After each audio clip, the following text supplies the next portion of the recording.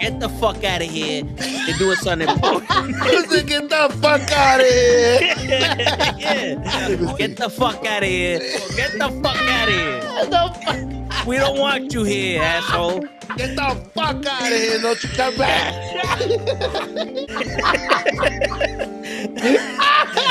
I stay loose, I stay hype. I stay loose, I stay hype.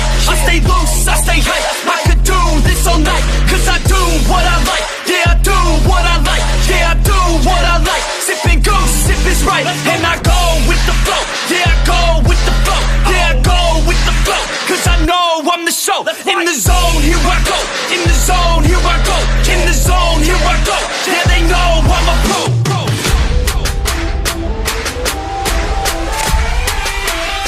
Let's go, let's go!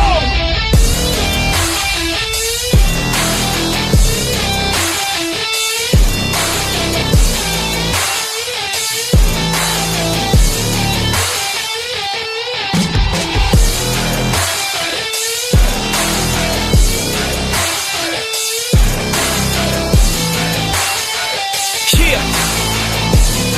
Let's go! Here I go, I get lit, I get hyped for this shit! Right.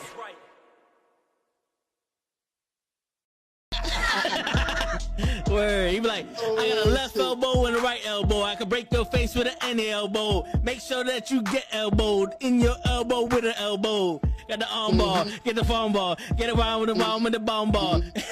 Daddy's gonna take you to Jersey Shore. Yo. We back, baby. We back, night 2. We doing this again like Electric Boogaloo. Yeah. What's going on? What's going on? What's going on? Yo, what's going on, Tyson? What up, What's going Tyson? on? Yo, me and Ray have been on this thing before we started, and he hasn't even realized I'm using a different lens. Look at that shit. Oh shit, that's are you? some My shit. bad. Yeah. I didn't notice. You my didn't bad. notice the 3mm that's on my left now? The 3 extra millimeter? You're a bad friend, Ray. Leaving. I'm sorry. Oh, there he left. Yes, Tyson. Today is the fucking day. Today is the fucking day. Apparently, today's the day Toe fucking gets annoyed that I didn't realize there's 3mm of distance. You never appreciate the difference, the change I make. I'm sorry. I've told you I have the itis, man. We were speaking before this, and I'm like, yo, I'm still in like a fucking steak itis right now. Yeah. I was able to enjoy some good food today. Again, the good thing about fucking finally feeling like myself again, I was able to enjoy a nice day out. Yeah, that travel today was funny though. Because dealing with Puerto Rican festival over here, Puerto Rican festival over here. In front of my place, they had like a little block party. Yeah. And I'm like, yo, shit. Now where do I get picked up? Because I sent you the text this morning. I was like, yo, another Tesla gets sent my way. Word. I was like, yo, at this point, I think Uber is just powered by Teslas. Do you pick Uber Green or what you pick? I just picked the first option. Unless it once in a blue, Uber Green is cheaper. Okay. But if not, I usually just pick whatever the first option is. Hold on, what is it? What is it called? Is it called something special? Hold on, let me just put a random address. Uber X, whatever the Uber X first one is, that's what I pick. That's it. And then from there, if it's cheaper, I'll pick Uber Green. But outside of that, I usually just do Uber X. And 90% of the time now, it's Teslas. Legit. Like this morning, I was like, another fucking Tesla. Shit. Like, fuck that, man. I be doing I had the Teslas for the fucking when I was going back and forth from the Mercedes dealership, and everything was an SUV. no, I'll get those too. Like once, like that's the funny thing. When I'm taking Ubers, and every time I'm alone, it'll send me like the biggest car ever. But if I'm like with someone, like today I was with my mom's, that's when they send the smallest fucking car like a Tesla. Then I'm like, read the room. These What the fuck? motherfuckers. It doesn't. And that's the thing. It says like it's supposed to be like if you get Uber X, it's supposed to be you could fit up to 3 people. I'm like, where the fuck are we fitting 3 people in a Tesla? Because usually in Ubers you're not sitting in the front seat, so it's like, Yeah, who the fuck is gonna sit? Like the yeah. frunk. They open up the hood and you just sit in the frunk. Oh man, but yeah. Shit, man. I saw Bad Boys Ready to Die Young or whatever the fuck it's called. Oh, ride or die. Yeah, there you go. How was it? As a movie, it's good. There's some parts that they try to tell a joke and it kind of feels forced. Okay. It kind of feels like they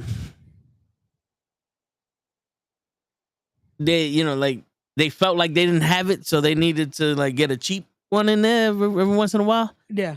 But it was a good, I liked it. I enjoyed it. I think it was better than the last one. Nice. I'm like, how do I ask this without it being did they leave it where they could do more? Yeah. Okay. Like I said, I'm gonna try to go see it tomorrow. More than likely, there's a noon showing. I'm gonna try to go see because I want to see it. Like from the trailers, it looks like a good movie. Yeah. And again, I don't mind outside of the bullshit with the entanglement and all that drama. I'm still a fan of Will. Do better. At least his work. Do better, Will. So I'm hoping this is good. I enjoyed the last one. The first one is still my favorite, but yeah, which I recently just rewatched again because I had my boy finally watch it because apparently he never watched Bad Boys, and I was like, "Nah, we watching this movie." Word. You ain't never seen Bad Boys. How old is your fucking friend? 7? I was like, "Nah, we watching this movie." My kids that haven't even From been now born on- yet watch Bad From Boys. now on, that's how you watch a movie. Word, motherfucker. Shit made me want to buy a Porsche, and then I saw how much Porsches cost. Yeah. I said, I don't need to be buying no Porsche. Did you want the Porsche just to be able to eat fries in it, like Martin Lawrence was trying to? Yeah. And then try to get robbed. Word. Passenger 57. Wesley Snipes. The motherfuckers. Shit. Oh, shit. But what's going on, man? Outside of that, how's everything else? How was your Saturday? It was interesting. Didn't really do I saw that. I got my car washed. I was gonna go to this self-service car wash. They have the all that shit and you just do it yourself. But the part of the highway I got on, I would have had to get off and go the other way. It's like the movie theater, the exit that on that like when I'm going home, I'm on I-95 and I have to get on the hutch to go home. The car wash is on the hutch, but it's like 3 exits after the exit I got on. Oh, okay. So I would have had to get off to get it back on, and I was like, yeah, I ain't doing all that shit. Yeah. So I just went to a regular car, the automated shit, and had them motherfucker wash my shit. Got you. And instantly, when I got out, the motherfucker bug landed on my windshield. Didn't want to get off, so I said, "Fuck it." I killed him with the wipers, and then I had a streak of the bug guts. Telling you, man, if Trump really wants my vote, get rid of the bugs. Give me money and get rid of the bugs. The only 2 things I require. I don't care about anything else. Motherfuckers, yo, they rude motherfuckers, man. That's crazy. People That's complain usually about how the it works. refugees. Usually how it works is fucking instantly when you get a car wash, either fucking bugs or some bird shit. Yo, bro, I think my car is like attracted to bird shit or something.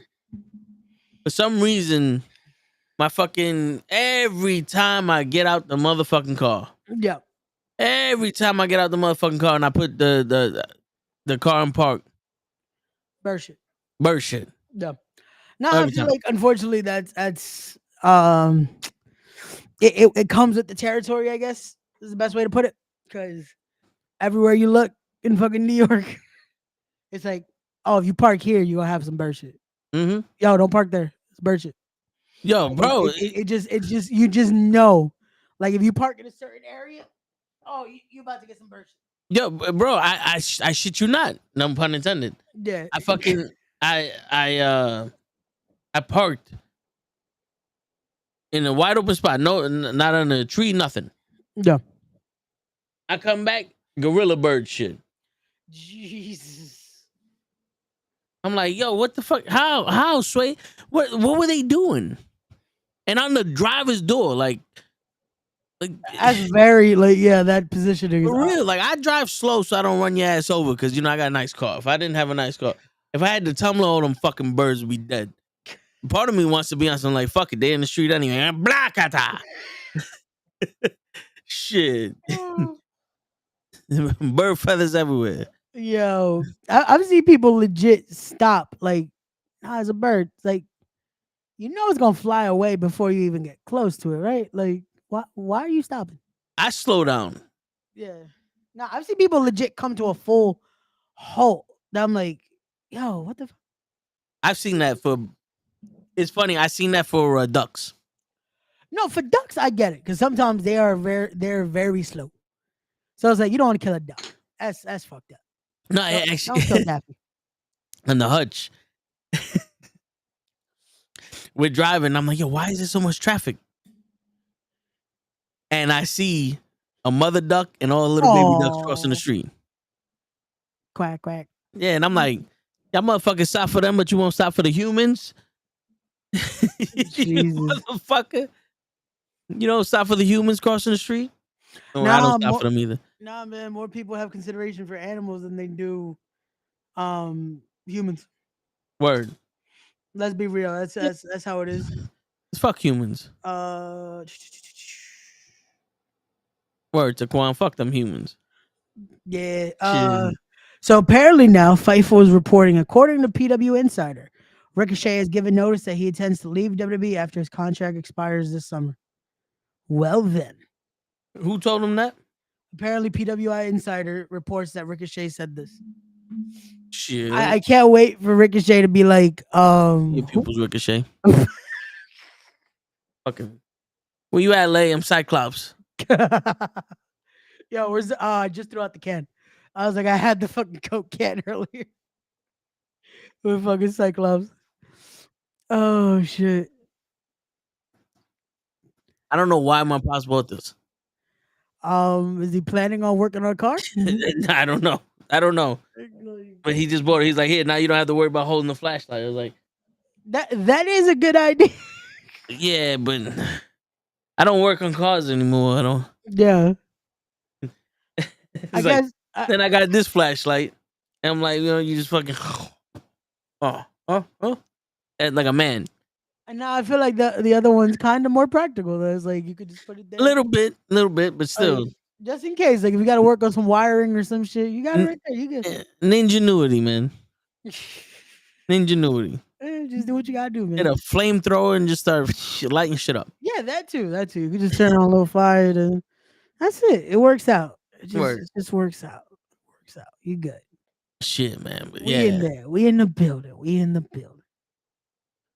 Oh man, but no, that works. Like I said, my Saturday finally, I was out. I got to enjoy some air. Got to go to the mall for a bit. The mall was pretty empty. I'll give it that. I feel like more people were at the festival and shit today. That I was like, not many people were at the mall. You know something? I'm not surprised. Bro. This might have been the best time to go to the fucking outlets. Yeah. Shit. It's just too bad that every time it's the best time to go is when I ain't got no money. Yeah, usually how it works. Yo, I haven't been to an outlet in a minute. And last time I went, I spent too much damn money. Shit, word. And not on myself. Last time I went, I took my mom, my aunt, and my cousin. And I was like, fuck it. Just let me know how much it is. And here. And that was the worst decision I could have said. Because later it's like $48,000. Nah, it wasn't that much, but let's just say I was like, yo, whose phone number is this? Because I definitely spent, yeah. I think the only thing I got myself was a fucking Finn Balor t-shirt. Because I was a dumbass and decided to wear I don't think I wore a long sleeve, but I think I wore a collared shirt, and it was like the hottest day, and I was like, I need like a t-shirt. So I went into Hot Topic and bought a fucking Finn Balor t-shirt because I was dying in the shirt I was in. I was like, fuck this, I need another shirt.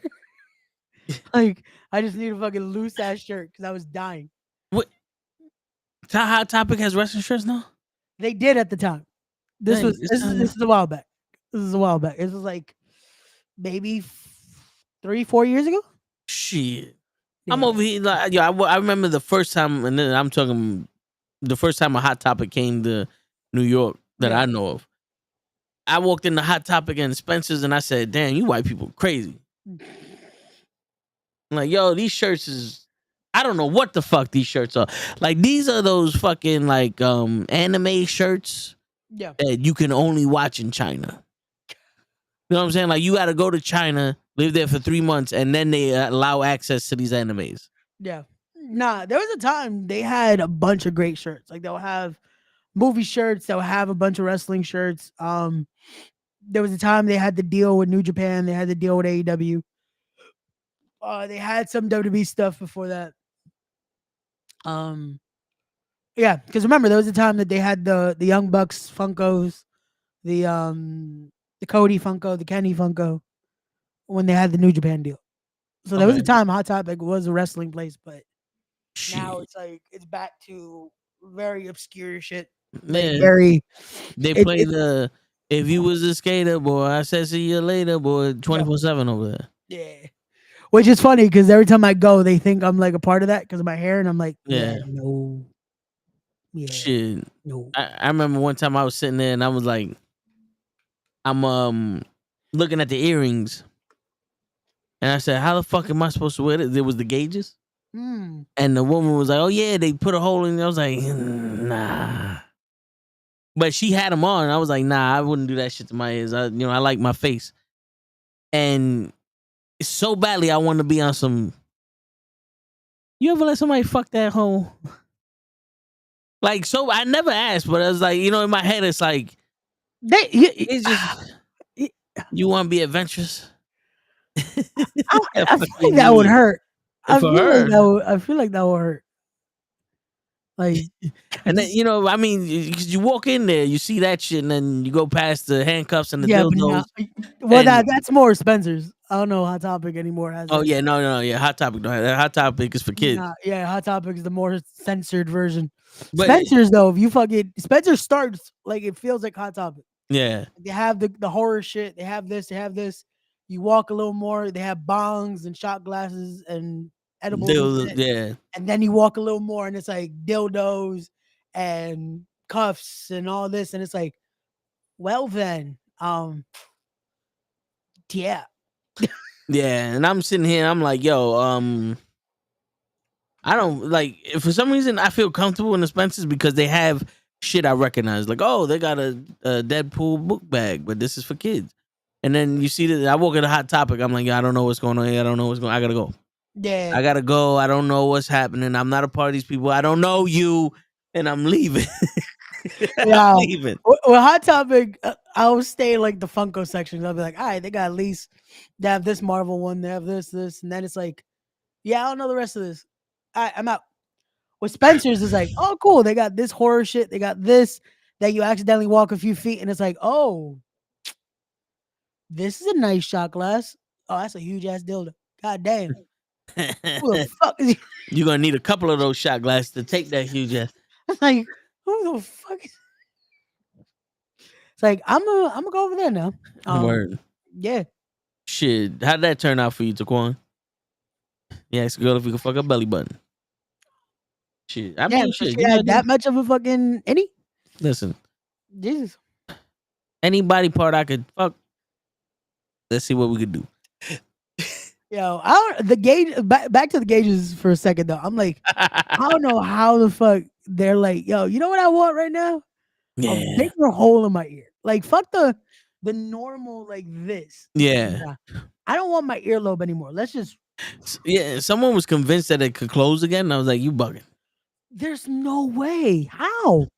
I don't know. I don't know, but after a while, maybe like the first stage of it, possibly.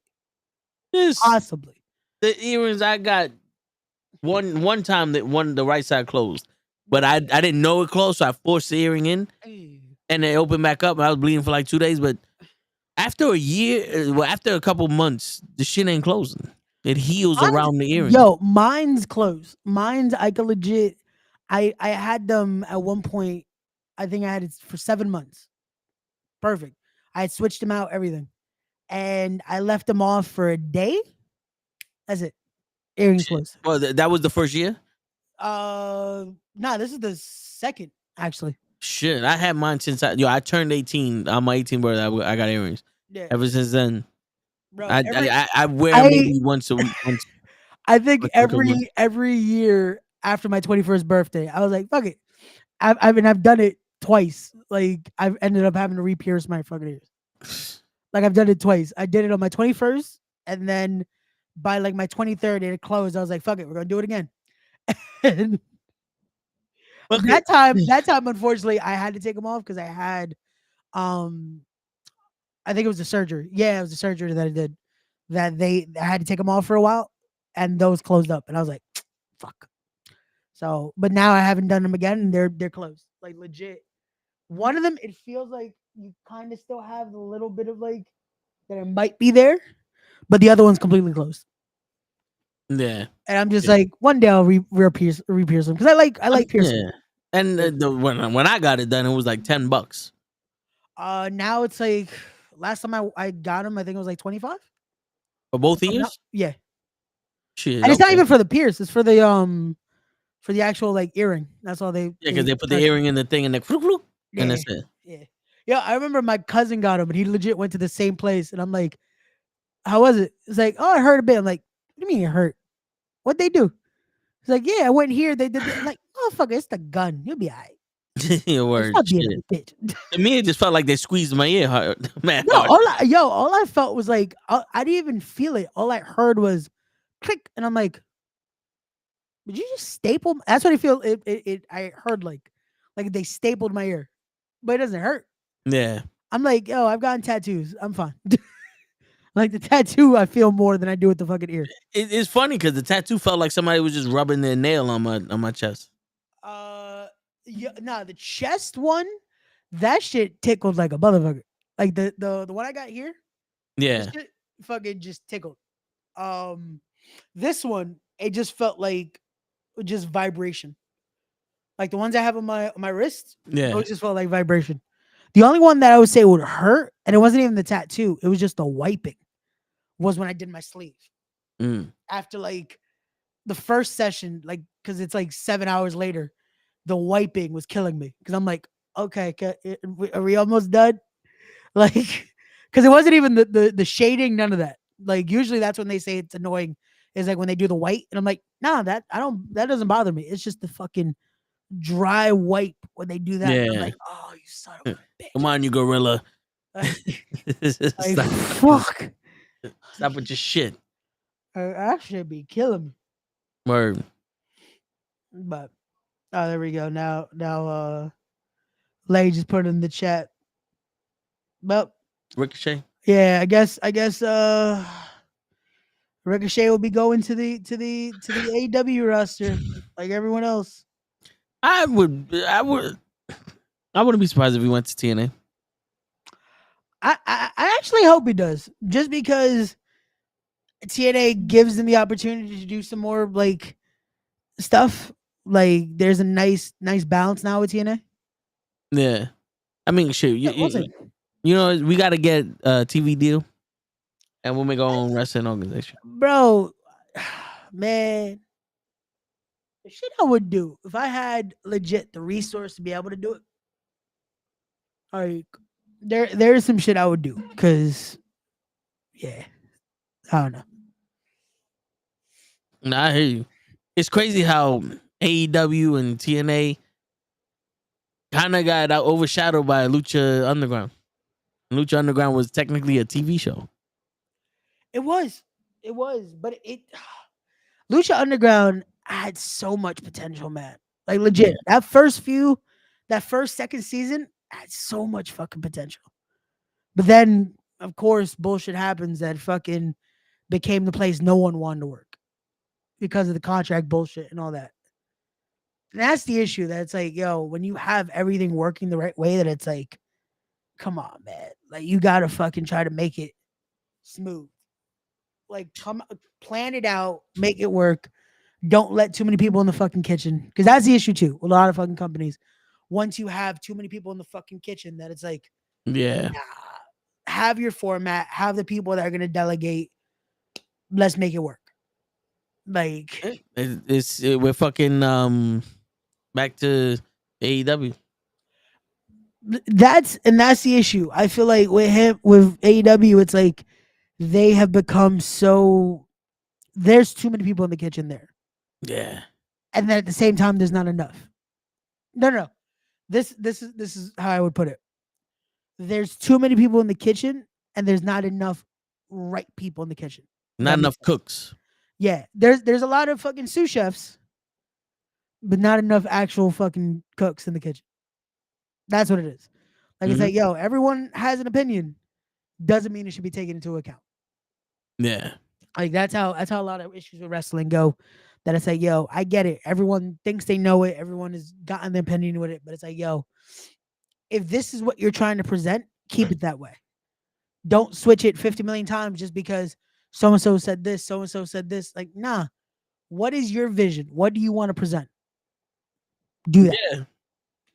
Because this is your show. It's not their show. You hire them to say your show. It's like an actor trying to tell you how to do the movie. It's like, no, I just need you to play Private Ryan. I don't need you to direct me. You didn't get hired to direct. Yeah. Shit. Which that's one of the movies I never watched. Which one? Saving Private Ryan. I think I've seen it once complete. Like I don't remember seeing like I cannot for the life of me right now tell you the full movie, but I think I've seen it once. Yeah, because it was always back in the day. I was an action guy, but I was also one of those like I like Casino and shit like that. But movies like that, I felt like it was a chick flick. Okay. So I was like, I don't want to watch this boring shit. Then I grow up and I'm like, okay, I actually like movies that have dialogue. Mm-hmm. But it's just it like Oppenheimer was a dialogue that I couldn't understand. Not because it was like intelligent, because it was so fast. It's like, here we go. And I'm like, yo, what are you telling me? Like, is this you telling me what happened in the eyes of the trial? Or are you telling me what's happening and then we're going back to the trial? Like, I don't know. I don't know where you're trying to go with this, but what happened to the bomb? Yeah. You know what I'm saying? Like, I don't give a shit about this, man. What happened to the bomb? No, I got you. Shit, with speaking of that, there's a new movie. I forgot the Take Me to the Moon. That's the name of it. With Magic Mike. Channing Tatum? Channing Tatum, yeah. Where NASA, no one gives a shit about NASA, and they're trying to get money and publication for the moon, to go to the moon. So they hire a woman to basically do their PR for them. Got you. So she hired actors to do interviews. Oh wait, yeah. I saw the trailer to that. Yeah. And then they talk about recording the fake landing on the moon just in case, because they needed to beat Russia. And I'm sitting like, wow, this isn't really helping out with the whole. We really did land on the moon. Yeah. Well, you know what it is? Because it's like they've talked about it so much and they put it out so much that it's like, at this point, what do you believe? That's basically what they're doing. It's like, what do you think happened? And end of the day, yeah. Does it really matter at this point? I mean, nah. Like we've done so much more now that it's like, does it really matter? To me, I think we did, because no one ever proved it. You know what I'm saying? Like there's like, oh, there's video footage, it's fake, but you never really proved it. Like, there's more proof that the Twin Towers came down through explosions and implosion than the plane than there is of us faking the moon landing. Yeah. Like, we know That's the who. thing too. They question it so much, but there's no factual proof of like, Yeah. okay, so what did we do? Yeah, there's no evidence of who shot Kennedy, even though the motherfucker was in an open field and ran away on foot. But we know who fucking attacked us, and you know, it's like we know a lot of shit. Yeah. And then they talk about aliens, this, aliens, that, and I'm like, yeah. But the thing is, it's like it's on these networks, Yeah. and I don't know about you, but these networks are gonna lie a lot more than the Oh news. yeah, because they wanna be able to again. Yeah. We It's can't make a about TV being show first. about. Yeah, we can't make a TV show about one person saying something. Now we got footage of this. Yeah. It's Remember, like, remember oh, saying with all media, with all that, it's not about being right. It's yep, about being first with it yep. and being able to put something out, like so people start talking. So again, it doesn't need to be credible at this point. It's whatever Or we can talk about. shit, And what does it do? Makes us talk. Look what we're doing. word. 20 years Unfortunately, after. unfortunately, it still works. Yeah, but shit, yo. You know how you talk about your past creeping up on you Yeah. every once in a while? Mine did yesterday while we was on the while we was on live, Yeah. and I didn't realize until we got off. What happened? My phone's always on do not disturb. Okay. So I just I was like, the fuck? I replied. I didn't. And then the movie. I'm in the movies. I get another reply. I'm like, okay, so what's going on here? And it's always what Shannon Sharp said. Got you. You gotta limit what you give because take everything. Nah, man. That's why, like I told you yesterday, the person that hit me up never replied. They haven't hit me up again. Yeah, And it's like again, if you know the situation, anyone that would be actually curious, or not even curious, but that would be actually interested or have some consideration, yeah, would reach out. You know? Like would reach out instead of just worrying about their bullshit, you know? yeah. And you know Nope. the crazy. This is why I tell you when we had that conversation, just keep being yourself, and those other people, the true colors will show. Because me, I'm the type of person. If you're going through some shit, I won't like talk to me. Yep. But when you keep deflecting, it's like, oh, you're not. You're just trying to paint a picture that someone needs to help you, and you want me to rush it. I'm not Superman. Yep. I'm not. Wait, let's backtrack a little bit. I'm not your Superman. Yeah. You know what I'm saying? Yep. Like, I could be a shoulder, a ear, but I'm not the Man of Steel. Yep. We tried that already. You didn't like it. You went somewhere else. So I retired. You know what I'm saying? So when they ask me for shit, I'll be on some. So what you saying? You know? But that's because before, listen, I don't like to let shit change me. I don't like to feel like a sucker. That was one of my rules growing up when I was a kid. Like, I ain't no sucker. But also, like I said yesterday, it's not my problem. Yep.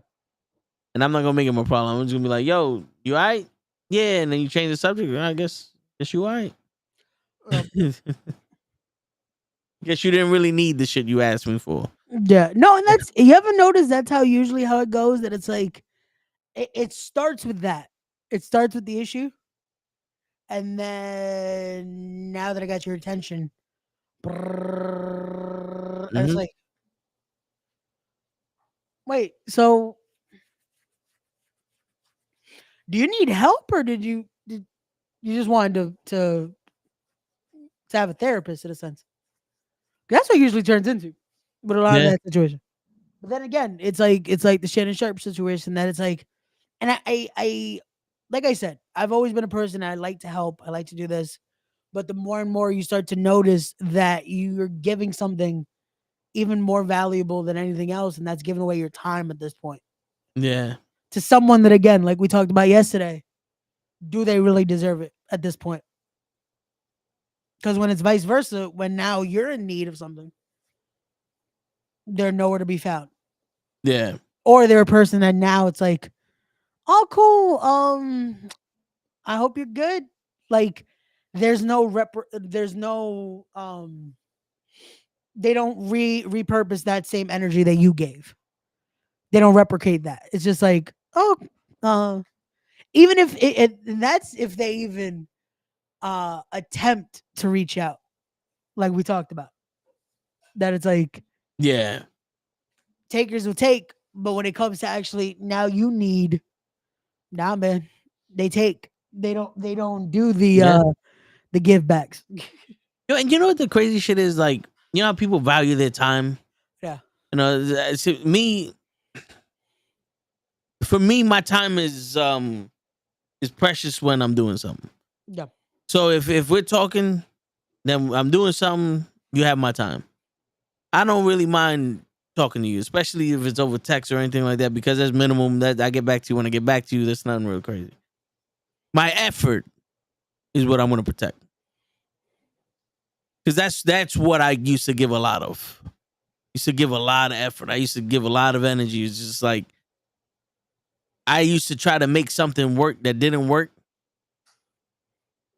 You know, you're blinded. Yep. You see red, you blinded by whatever. What's up, Gigi? Gigi's in the chat. Yeah. What's going on, Gigi? Got a burp holder. All good, all good. What's going on, Gigi? How is your day going? Hope you enjoyed the show. All right, so I'm gonna stop talking in code. All right. You like somebody, Yeah. and you like how the time that you have with them, it's almost feels like this is right. Yeah. So for you, this feels like, yo, this is something that I want. This is a person that I want to be with. Yeah. But you're blinded by the lust or what your mind perceives, and not reality. So I was in that position a couple of times with multiple different women because because you become to have that that honeymoon phase, like you have honeymoon goggles. Hey, Mercedes Martinez, remember? Yeah, I told you she thought I was cute. I fucking told you. I don't know You about can't her forget thinking you cute. This face. I don't know if she remember. I think she probably just remembers. That's still a weird fucking name. Shit. Why are you toe tags? Nah, man, but Mercedes had a good ass match. I'll Yeah, give her she that. did, Like yeah. I saw the match she had today. Oh, okay, you talking about today? I'm sorry. No, I was yeah, remembering with her and Lala. No, that was a good match too. Shout out to Auntie, man. But nah, today the Tasha Steeles and Okay. no problem. Was Janai Kai at the Women's Crush Wednesday? She's gonna be there tomorrow. Oh, That's okay, happening okay. Tomorrow at Brooklyn Comic Con. Shout out to Battle Club and the whole team over there. Unfortunately, I cannot be there as I'm still trying to recoup. My voice is still not. No, yeah, my voice is still not there that I would like to be able to do commentary. You know, Yeah. It's at a point where I could do this, but it's not at a point where I feel comfortable doing commentary because there's still another level that I need of my voice. Yeah, you gotta yell, you gotta do all this other shit. Yeah, and you went through something serious. It's not like you just fucking had the sniffles. Nah, yeah. Next, I think by next week, I'll feel comfortable to finally tell a story. So next week on the Tone the Show, I'll break down everything that went on. So if you guys want to hear it, tune in next week and I'll give y'all the full breakdown of what exactly happened. Because by Monday I have my follow up. So by then I'll know if I'm in the clear. Word. I think I am because I feel a lot better. But medically I'll know if I'm in the clear, and then next week I'll tell y'all the story of what happened. All right. So, but so that's the reason why I'm still like, because for commentary you need levels. You need to be able to fucking project a certain way. You need to be able to react a certain way. Like shit. The last show I did, that Invictus show, me and Pete, first fucking match in, his voice went, and I was like, well, time to become lead commentator for a second. Because sometimes that can happen, man. Like when you're in the moment and you're going in, like best way I could put it, like you're going in cold in a sense. And you try to bring that energy quick. And it's like, oh fuck, now what? Like that match is dope. And now I got no voice. That's what happened with me and with Yaya. Yeah, man. The entrance killed my voice. Yeah. No, because you know what it is? You go in so quick, and that's why. And it's funny because I've done like acting classes and all that. And the first thing they told us, because we talked about, because there was a few other wrestlers in it, and they're like, "Yeah, all you guys yell," and that was the first thing they were like, "Yeah, don't do that. Your vocal cords are important, and if you do that, you are crushing your vocal cords. And there's a reason why later you feel raspy and this and that." So I took that advice, and that's why, like, even for the podcast, I switch my voice a bit. Like I almost do the I do the Sammy Callahan, that I try to like sound a little raspier, Yeah. and that actually helps your vocal cords because you last longer because you're not putting as stressed into it. But with commentary, I have to be a little louder and have to be a little more alive, so it doesn't sound like, and he did a DDT, because that's the last thing you want to fucking hear on commentary. Is just fucking, oh nice, he did this. Like you want action, but you also, and this is something I was able to perfect for myself, is I am able to project, but I don't have to yell, because I hate that on commentary. I hate people that fucking all they do is this the whole time, and it's, oh, you know, with a suplex, and then it's this, and then it's like, nah, you don't need to yell. Like, why does the person hearing have to fucking make sure their headphones aren't on or something? Or if they're fucking have it on TV, they have to lower it. Like, there's a way to tell the story and be able to tell what's happening without fucking screaming it either. That's why back in my day we used to do with Jake the Snake Roberts' voice. Then he hit him with the DDT. Now he's up clothesline. He gets up again, another clothesline. See, and this is a very exciting match. No, there's people like that though. That's like, yo, this is an ASMR. It was a little more, gives a little more enthusiasm. Play it, because as good as this match may be, you put me to sleep. Yeah, and that's the thing. There are people like that, and it's like, yo, nah, you got to give me something. Like, you got to give me a reason why now I'm interested. Because if not, there are people that do this. Mute. Yep. And I'm guilty of it. There's some shows that I'm like, oh, this match is awesome. This commentary fucking sucks. That it's like, man, and I've said it. I'm like, again, I'm not I'm not saying I'm the best fucking commentator. I have my flaws, but it's like, I know one thing. I'm making sure you're not bored at my fucking commentary. Yeah. Like, that's the last thing you're gonna be, is fucking bored. Like, biggest thing I might do is that sometimes I'm at fault that I don't let things breathe, but at the same time I'm not giving you dead air. And I think, unfortunately, because of the podcast, I'm used to not wanting dead air. Yeah. But with wrestling, sometimes you got to remember, dead air is okay at times if it's giving the match time to do something, you know? Yeah. See, for me, I've always been on some, you don't want dead air because this is going on Spotify. Yeah. You know, this is going on something that people are always going to be listening to and not seeing. Yeah.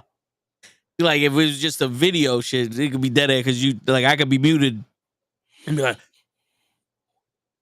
yeah. So, but you know what it is? I'm a sneezing fit and you see it. Yeah. You can't see it on Spotify. I got stuck with that mentality though, of like, when we do this, you don't want dead air. Yeah. And when it comes to wrestling, sometimes you could have that. You could have that moment that is just like, let what's happening in the ring tell it all. Because sometimes all it needs is that. All you need is to see it, because now it's like, holy shit, this is happening, or this is about to happen. Or even that fighting spirit moment that it's like, okay, cool, let that happen. Now fill in the gaps, you know? Yeah. And sometimes I talk a little too much with that. And that I know is my fault. But outside of that, again, you're not gonna get bored with my commentary. I'll tell you that. But yo, just yell at the wrestlers like, hey, stop doing shit where I need to be quiet. You know? Not about you wrestlers. Nah, that bro, as much as we could joke about that, that is another issue I have with certain people that's like, yo, Remember, it's about the fucking wrestlers. Remember, it's about the fucking wrestlers. The fucking commentator should not be the one getting over in this shit. Because there are people like that. And it's like, nah, this shouldn't be about you. Focus on the ring, focus on what's happening. If you want to get a little giggle in there, cool, do that. But make sure the focus is back on them. Because that's what Word. people are paying to see. That's who people, excuse me, are interested in. It's not And about that you. booty. No? I mean, listen, guess man. depending. There's women that watch for the booty. Like, yo, depending on who's in there, there's a guy Yeah. in there that probably like, yeah. And there's guys that are probably watching and it's like, yo, she got a booty. Or he You got go, a booty. Again, whatever your preference is. you go tell Rikishi his booty didn't matter. Hey, Rikishi All I'm was saying. Rikishi. Rikishi was Rikishi. All I'm saying. Shout out to Rikishi, man. I think he's at Brooklyn Comic Con this weekend too. Which I was mad, man. There was a chance to meet Rikishi again. The original Black Rangers there. I was looking forward to that, man. Word. Hey, there'll be other times, man. There'll be other times. Yeah. But nah, man. It's again just doing things that it works out the right way instead of fucking overshadowing or undershadowing in a sense. Don't take away from it and don't ruin what the product is. You know, Word. like And that's what you try to do. You try to make it where it's the narration of it. It shouldn't be the overshot of it. word. And you see how Ray just completely railroaded my story for his wrestling shit so he can promote that he's a fucking announcer. Hey, I was able to segue, man. I did not I was in the middle overshadow. of opening up my heart. I was wearing my heart on my sleeve. This is why men can't express themselves because you're too busy selling yourself, you bastard.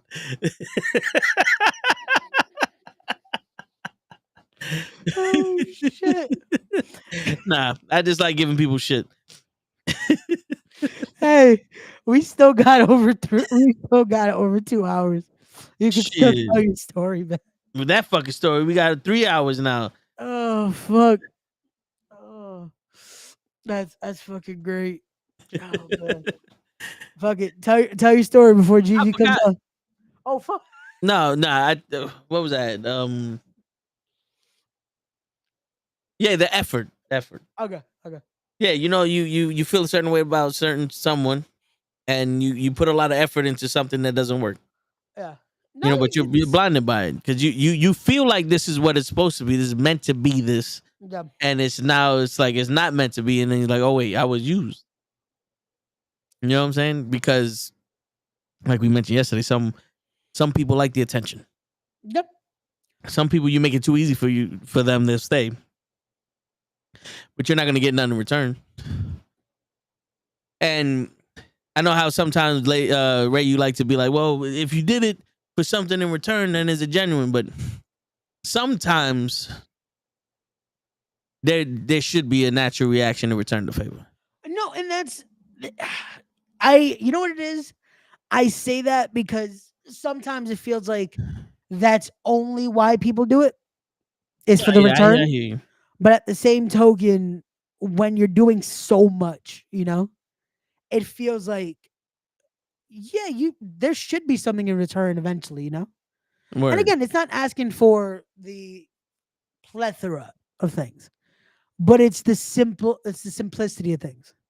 Yeah. Like the conversation we had, where just the effort will be at least some replication, And it's not It's there. like I can't be the only one that cares in this motherfucker. Yeah. And it's like, come on. Like at least that. Give me that.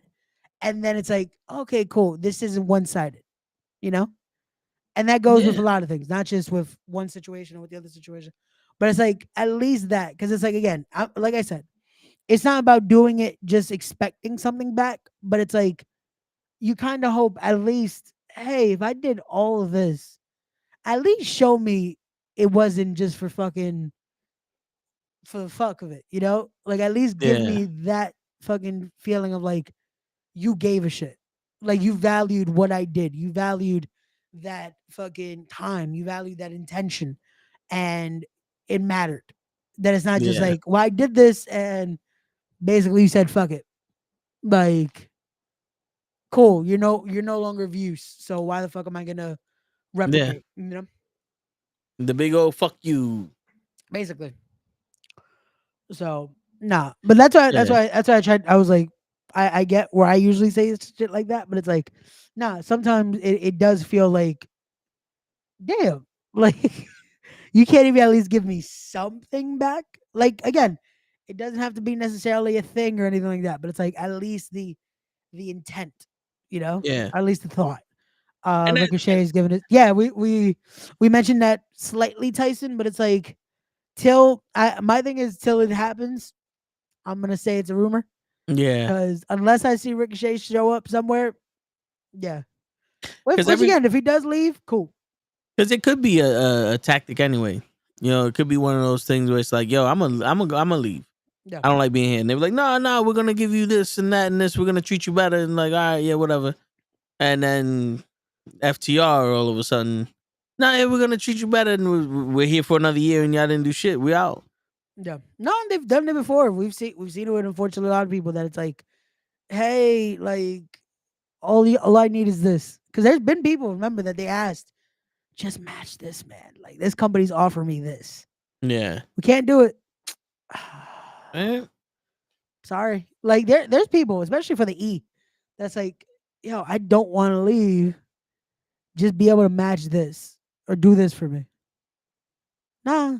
And that goes with this conversation that it's like, imagine for people that have been there, that have been loyal, that have done this, and all they ask is this, and you can't even do that for them. Yep. Shit. Did you hear the Undertaker story about him and Triple H used a chair in their match at Mania? Yeah. And they were thinking, we're not gonna get fined. Like, you're his son-in-law. I'm the guy. They get their Mania paychecks and they see the huge minus. Yeah. So imagine that. Yeah. They do that to the son-in-law and the top And guy. the top guy, because And like, fuck anyone else. The Austin, the Rock, the Xena. Taker was that guy. Taker was Vince's. No matter what, Taker was a reliable guy. yeah. Taker was the no matter what era we're in, whatever, bringing Taker. Like it was a spectacle. It's like, nah, WrestleMania, we have to figure out what to do with Taker. And it's like when that guy and you do this, shit, think about this fucking in his documentary. This shows you how sometimes it could be one-sided. Fucking Vince goes berserk just because they announced Taker's a part of All In. Or it wasn't even All In. It was a part of the signings they did that weekend. Starcast. Ah.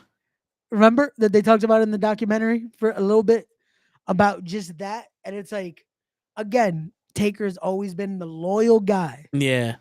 But because of that, you can't even have the decency to converse. You just felt like he cheated. Yeah. Yeah. So all of that, years of loyalty, years of being your guy, and you just react without actually intent. Like, come on. Because it goes to show you when there's business involved, there ain't no real fucking, oh, he's like a father to me. No. Because he figured out the way to best control you or to motivate you to do everything he needs is to be that father figure or to be that best friend or to be the stern dude or something. You know what I'm saying? That's what a master manipulator does. Everybody says, it's funny, everybody says Vince McMahon was like a father figure to him. But then the Warrior gets fired because he asked for more money. They let go of 180 people because of the pandemic.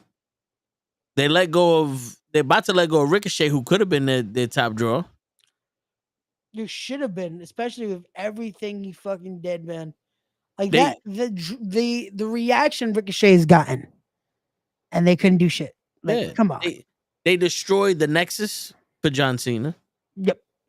You know, like they leaked Goldberg and Brock Lesnar leaving the company before WrestleMania 20, so that way it could be a horrible match. Like, yo, I watched that match on mute, and it's not that bad. Yeah, yeah. The fans destroyed that match. You know what's funny? That could have been a whole different match because Brock, it was a week of a difference.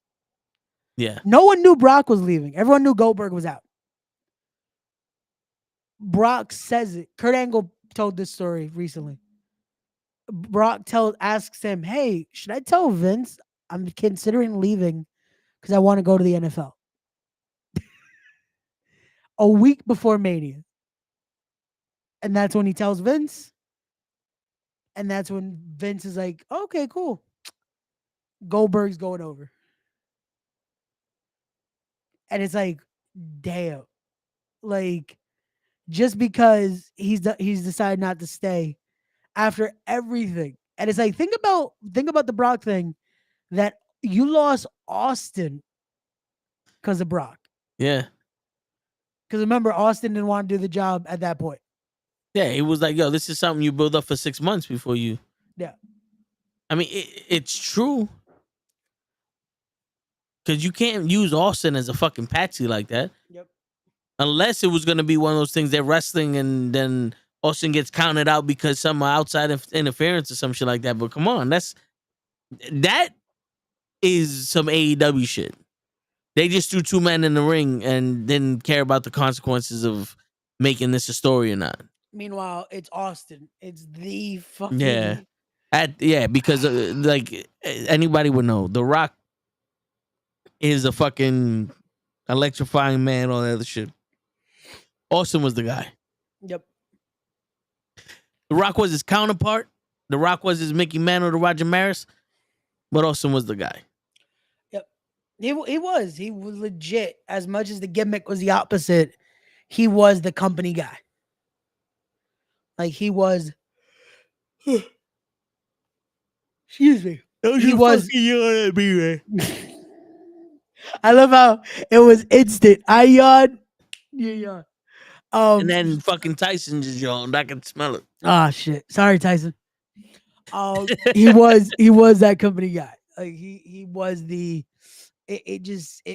Everything about being the company guy, and that's what you wanted to be. That was the loyalty, and then it shows. No matter what you do for people, what you how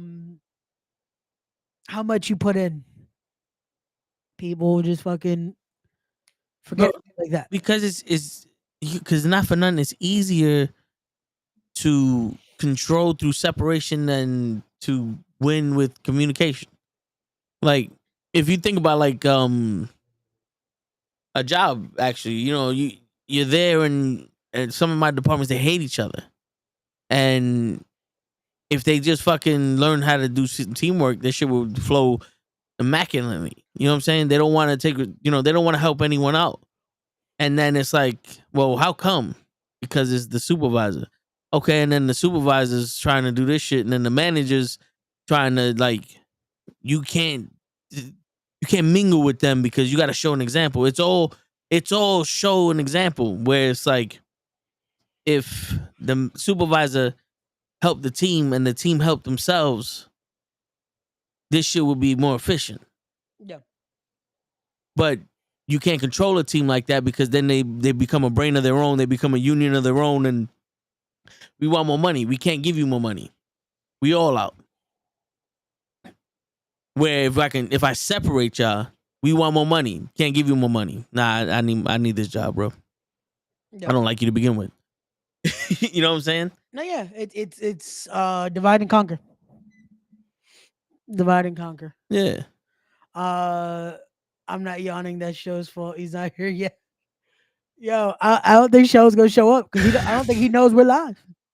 I text him. Yo, show's like, yo, y'all doing double duty? Bitch, nah, man. Again, all love the show. That man is doing his thing, man. He's doing his thing. He's doing his thing. See, that is done though, and that is it works out. All the work and effort he does it works out because it's valued by his kids, it's valued by his wife, and it's replicated. The love and support is replicated. Yeah. That's when it's done the right way. I mean, it should be, but so many people are lied to. They lied to us. Yep. With the whole, you have 24. I have the same 24 hours that you have. Nope. And they sit there and they go, you know, you could find this, you could find that, and it makes people want to go, okay, so now I need more from you, instead of for understanding like this is all you got. You know, it's because yeah, we all have the same 24 hours in a day, but sometimes what I do with these 24 hours are completely different than yours. And that's, You know, because you can't sit here and tell me, oh, you got 24 hours in a day and you get all this done when you have a team working for you. no. You know, my 3 hours of sitting here watching TV is the only 3 hours I'm gonna get of fucking not having to worry about nothing. Yep. You know what I'm saying? Like, like I gotta cram chilling, relaxing, eating, and preparing for the show in 2 hours. Yep. So, you know, like, where's the 24 hours at? Because I don't have like a successful person. Just like, yeah, they have meetings and all, but that's all on one go. Yep. Like on Diddy, he was a fucking producer. No, that's one goal. He's doing all his meetings to make his business, his brand, everything successful. But he's going to people to do that for him. I gotta go to work. That's not my goal. That's make money. Yep. Then I gotta be here doing this. This is the goal to get this popping. But then those extra hours, I gotta figure out how to get this. You know what I'm saying? Then I do the other stuff. My 24 hours consists of 3 or 4 different lives. But his was one. And that's not a complaint or bitching or anything like that. That's legitimately, stop lying to me. Yeah. Because you don't realize that you're full of shit. Even though you're telling the truth, you're full of shit to me, because I can't walk a mile in your shoes because we don't wear the same shoes. We're not going the same direction. You know what I'm saying? Everybody's life is different. That's why you can't give this whole, this is how you do it. No. The game plan isn't the same because no one no one's playing the same game. And people don't realize that. People don't realize, because everyone likes to say that. It's like, oh, but there's the same 24 hours. It's like, yeah, but let's break it down then. Hey, Hazel, what's going on, bro? Long time no see. Yo, what's going on, Hazel? But yeah, it's a whole different mentality. Like, again, what we do in our 24 hours is like, yeah, who was it that said it? Fucking Mayweather broke that down. Like, he's like, okay, cool, yeah, we have 24 hours. Here's what I do here. This is what I'm doing here. This is what I'm doing here. This is what I'm doing here. Then it's like, my open gate is this. I think for him, he said it was like 2 hours of a window that he has. And he's like, what am I doing in those 2 hours? Still doing something that benefits this. Yeah. So I was like, does he have 2 hours then? Like, he has 2 hours a day where he chooses, I'm like, it's one of those, but while I'm resting, let me do some shit. Yeah. But also, again, he has money, and money makes the world go round. Like, Yeah, money makes your 24 hours easier. It definitely does. But he explained like that's how he got to that. Like, there's a lot of things where it's like, where they make the joke. It's like, oh yeah, money doesn't buy happiness. It's like, it might not, but it buys fucking it buys some relaxation time. Yeah, some comfort. Like, it does some things. It fucking makes it where it's like, yeah, you could still have your busy schedule and you have this, but now you have comfortability. That's like, you don't have to fucking stress it. You still do what you gotta do. You still gotta fucking work. And you gotta do it, but it's like, now you have that leverage of like, now I can do it this way, or I can do it this way. Money is the difference of you going to some place on the train or you going to some place in a Maserati. Yeah. You going some place on Spirit Airlines or private airlines. That's what money does. Facts. But bro, it's it we have this generation has become obsessed with, if they can do it, I can do it too. And the problem is, yes, you can do it too. But we are in a beauty pageant. And not necessarily based off of looks. It's just you can be the most beautiful girl in the world to somebody, but these judges don't see that and you lose. Your talent, your beauty, and all that other shit is not dictated on you, it's dictated on others. I know for a fact this fucking algorithm Yeah. is designed not to push people like us. Oh yeah. It shows it when the stupid shit. Look what we talked about yesterday. Yeah. The stupidity of these fucking scripts and this fucking lying and just saying what people think is gonna fucking get over. And those get millions of fucking views or thousands of views, whatever. And they get paid for this shit. And it's like, we're saying real shit. Look at yesterday. Look at the fucking conversation we had yesterday that Anthony even said, like, yo, y'all go into depth. And again, it's a lot of shit that it's like, it's a little taboo-ish. But we're real. We're not going to say shit just because, oh, this is what's going to get fucking views. And this is, nah, man, we're never going to fucking conform to a script. We're never going to conform to what's popping to say. What's popping to have the conversation over. Yeah, sometimes, oh, this is what everyone's talking about. Yeah, we'll talk about it. But we'll give our actual take. We're not giving a fucking, oh, this is what this is the consensus, so we have to say it. Like, nah. Yeah, we're not robotic. We're not fucking, oh, this is what people have to say to get over. For what? For what? Yeah. Like, for that, you're gonna go to X, Y, and Z channel because that's what they're saying. Like, nah, you come here, you get genuine opinions, you get actual fucking thoughts because we're giving you from our experiences and from what we lived. We're not gonna say this because that's not us. We didn't fucking say this script, and we're not gonna tell you this bullshit, this alpha male, red pill, blue pill type mentality because that's not us. That's not what we're doing. That's not what we're working on. That's not what we're working for. Like, what we're doing is to be able to be genuine, to be able to be us. When we succeed is because we did us by us. You know? Like, yeah. Isn't it unfortunately gonna make it a longer route? Unfortunately it might. Yeah. But hey, we still push forward and do what we gotta do, because hopefully at that same token, by doing it this way, people see it, you know? Yeah. And the thing is, it's like, yo, if you take the time to actually ask a question, Yeah. like with Anthony, he didn't need to open up and tell us what his issue was or his situation was. Yep. But he told us. So why would I sit here and bullshit him? You know what I'm saying? Like, you watch all these things, it's like, oh, if a man can't pay for a date, then he ain't good for you. And you sit there and you're like, wait a minute, there's more to life than that. So now if, let's say, Anthony, he gave us his shit yesterday, I had to give him the whole thing of, yo, bro, because it was explained to me the same way. You're not going to be an expert the first time you do shit. You know what I'm saying? And like, if you, like the example I just gave was like, if the dude's broke to go out with you, then he needs to, but who's to say that my man, this isn't his paycheck where he pays all his bills? He might be living paycheck to paycheck, and then he might be setting aside some money or planning for his next paycheck to set aside some money to take you out, and that might actually hurt him more than it did benefit him. But you don't care because you're self-centered. You know what I'm saying?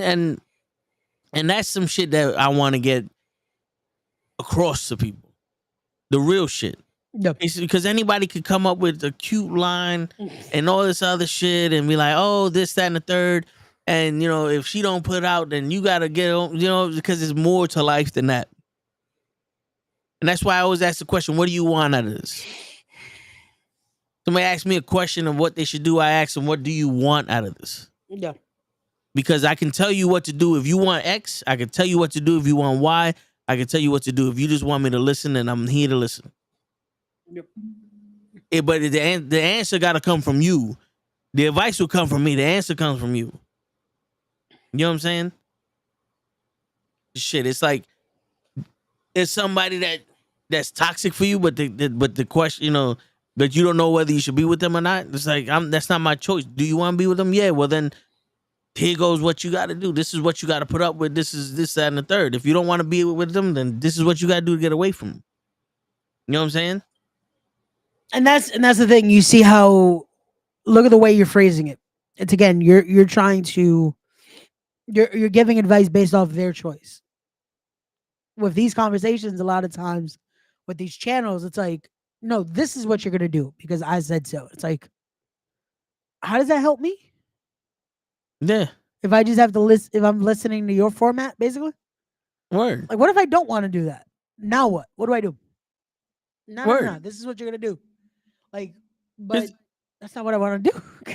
Because be honest with you, bro, nothing is ever that simple of, I want to do this. Oh, here goes what you got to do, right? Yeah. Because it's always why. Everybody find your why, find the reason. Because the thing, like, we watched that thing, fit versus fat, right? Yeah. Now the dude goes, he wants to get in shape, right? But he's afraid his brand might not accept him and all that other shit. And the other guy's like, oh, I get in shape and then I fall out of shape, blah, blah, blah. And then when you go to get your trainer or whatever the fuck case is, like, oh, yo, I want to get in shape. Why? Why do you want to get in shape? And if the answer is something that they don't understand, like, I don't know why I want to get in shape, then we're going to have a conversation of who told you needed to get in shape. Yeah. Because there's a difference between looking like a bodybuilder, being skinny, and having the cardiovascular system to run around with your children. You don't need to look like Arnold Schwarzenegger to be in shape. There's so many people we've seen have triple bypass surgeries, heart attacks, fucking dying that look like Arnold. Yep. Because they themselves didn't take care of themselves. Yep. They overworked themselves. Yo, there used to be a thing. There's no such thing as overtraining. Tell that to your heart. There's no such thing as overtraining if you get an adequate amount of rest.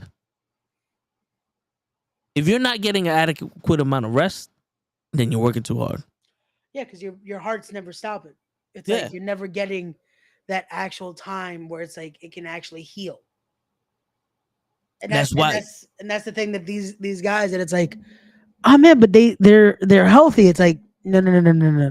They're in shape. They have the adequate shape, but there's people that could be that they look out of shape, this and that.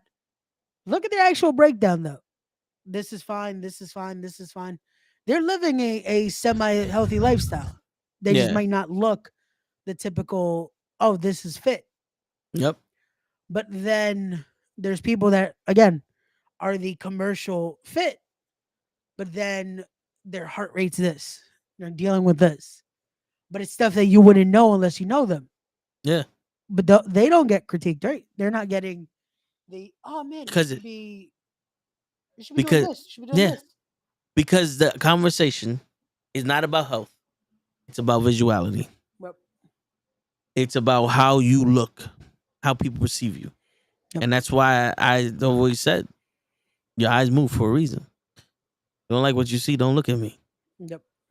And that's why I never understood where these women was like, we look at these magazines and they make us feel self-conscious because they put these sticks out there. And I'm sitting there going, you are not self-conscious. You're self-absorbed. And I've thought that way since I was a kid.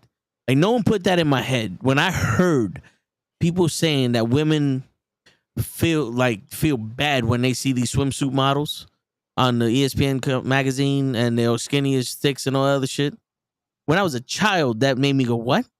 Why? Because I don't look like that. Yeah, but because in my head, I was like, but I like the way you look. Yeah. I like the way she looks. You do know that there's more than one look in this planet, right? Like, as a child, I'm sitting here going, Why do you need to look like her? Who told you need to look like her? I know a man ain't tell you need to look like her. And if it was a man, he was LGBTQ BGBGBG. He's not sexually attracted to you. You know what I'm saying? No. Like, I never understood how a woman can be so self-conscious about a picture of another woman. Oh, men grovel over it. I've never seen a man at a fucking supermarket pick up the shit and go, oh, look at this. Look at this. That's always the most copies I've seen there. Women pick that shit up.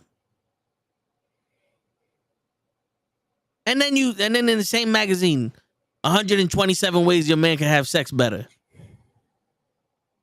You know what I'm saying? 4,000 reasons why you don't need that loser. And it's like, wait a minute.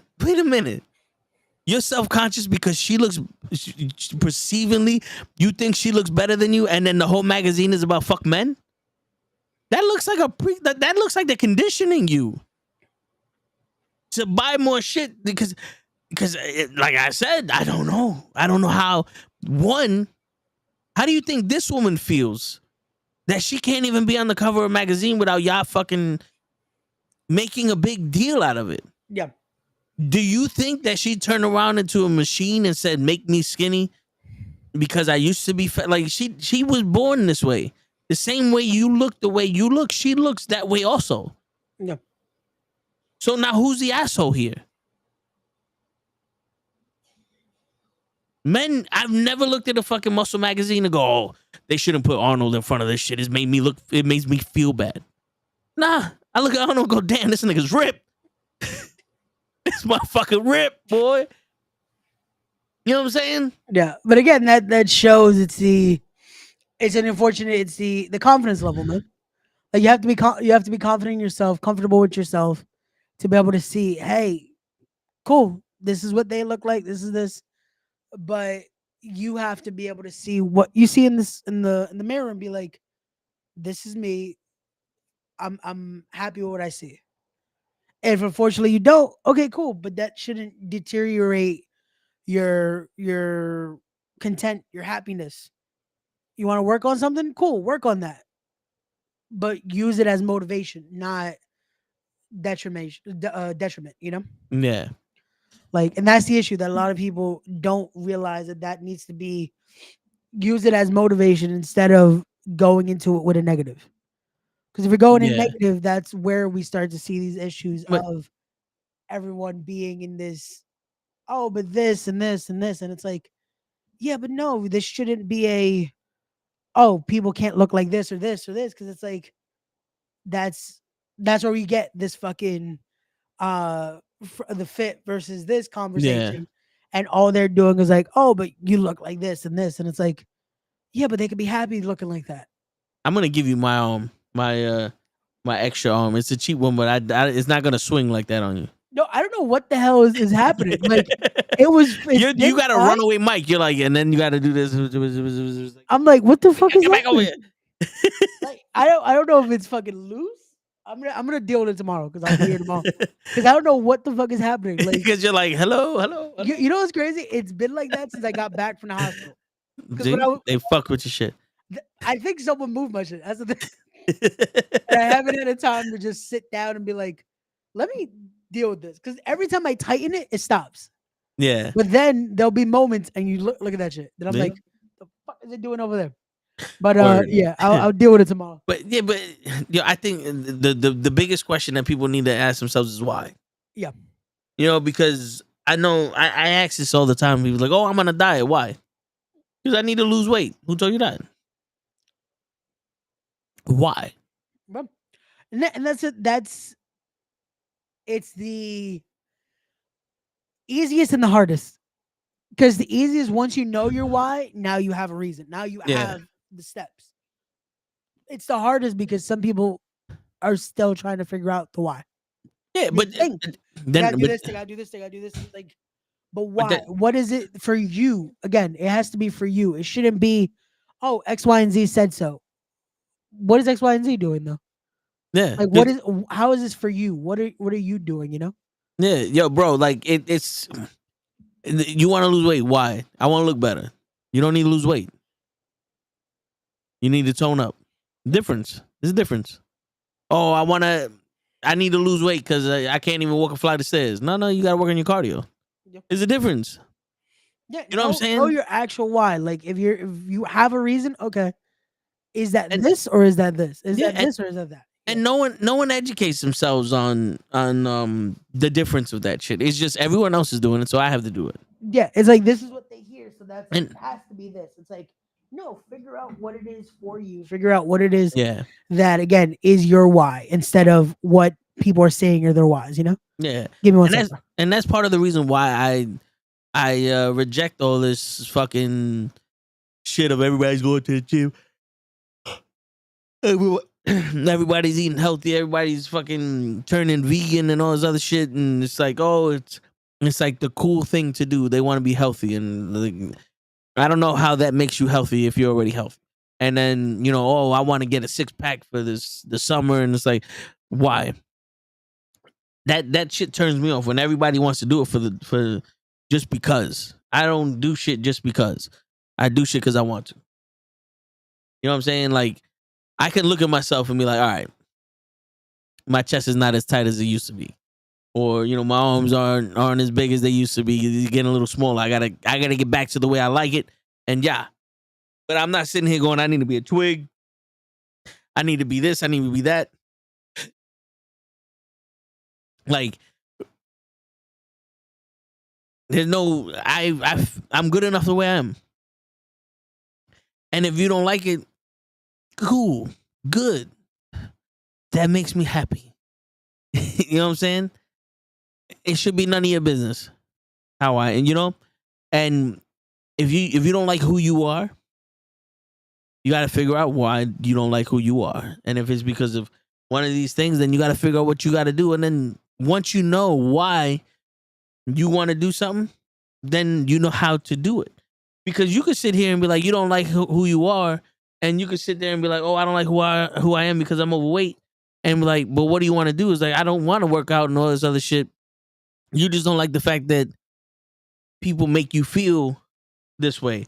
Okay, now this has to be, a self-confidence issue. Now maybe going to the gym isn't what you need. Maybe you need to talk this shit out. Maybe you need to realize that your fears and your insecurities are fake.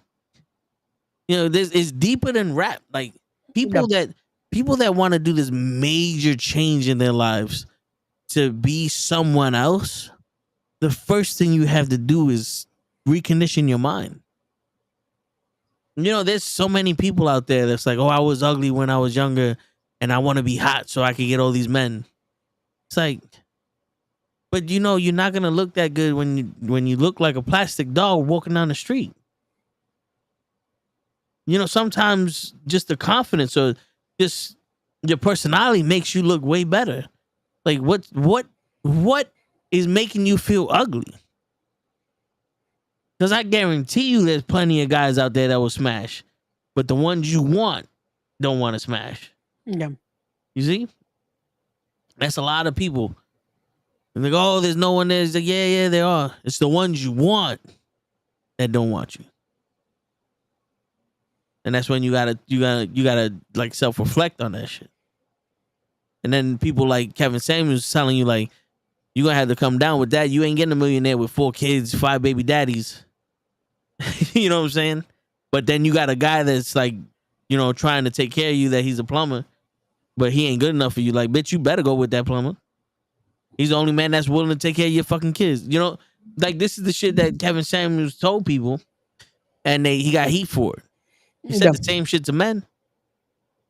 Said the same shit to men. But, this is why you need to be real with yourself. Ain't nobody real on these fucking shows. Fucking, they ask. Matter of fact, I'm gonna see if I can play it. I think I sent it to you. Did I send it to you? Fucking, I know I sent it to you over. It was either TikTok or Instagram. It's probably Instagram. About which one? Because I know that Kevin Samuels video we definitely spoke on.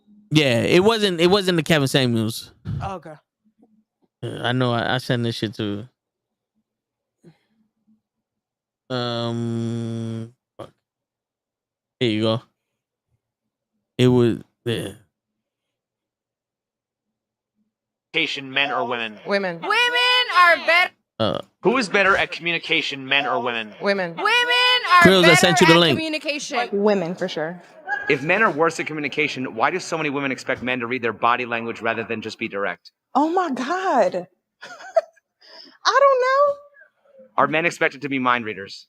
Yes, Is there a difference between what women say that they want in a relationship and what they actually respond to? absolutely. If so, how are women better at communication? We're not. But you just said that they were. I lied. Clearly, I'm not communicating well. Duh. Who is better at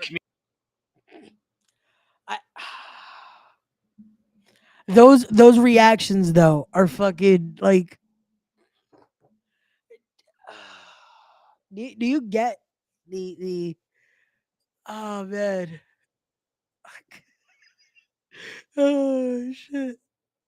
You know what's sad when it comes to that? Because people are like, "Oh, they definitely like they're doing it for the video." It's like, no, I feel like that's genuinely their No, opinion on that's it. it's a fact. Yeah, it's like, come on, You- man. Bro, we've all been there. Yeah. You ever try to communicate with someone and instantly whatever you're feeling ain't validated? Yeah. And then you go, you know what? I'm good. Yep. People think I'm machismo. Right? There's women at my job, they think I'm too machismo. Yeah. Because I'm the type of person I start talking. If you interrupt me, I stop. And they go, say what you need to say. It's like, nah, what you need to say is more important. Don't worry about what I need to say. Oh, no. It's like, no. You can't listen for a complete sentence. I can't complete my sentence now. It's not important. I'm not wasting it on you. And then we can't communicate. I'm not going to force my fucking opinion. You know what I'm saying? Like, obviously, you don't have enough respect to listen to me the first time. So the second time, you're not going to hear me again. So, Yeah. nah, you don't appease me. I'm good. Shit. That happens a lot. I do that shit with my boss. Yo, maybe you should. All right. Anything else? Nah, we good. Then they leave like, yo, let's do this. Fuck what they did. You know what I'm saying? Because it's like, yo, you're not going to listen. I'm not going to talk no more. Yeah, because it's like the decency of it. Like, if you're not gonna acknowledge or you're not gonna be respectful enough to be like, in the moment, then fuck it. Yeah. What's the point? Yo, boxer Ryan Garcia arrested for felony vandalism in Beverly Hills. What the fuck is happening with this guy? I don't know, man. Is he good? Like, have they done the actual like psych eval on him? Because I feel like he's going nuts. I wouldn't be surprised if they fucking like drugged him up. I don't know if it's drugs, man.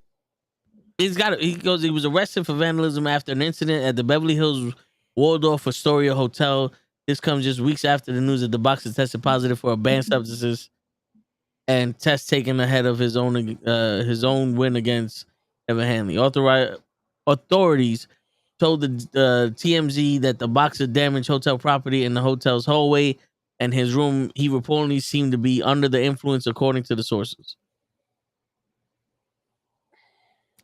I don't know, man. You can't be this crazy. Yeah.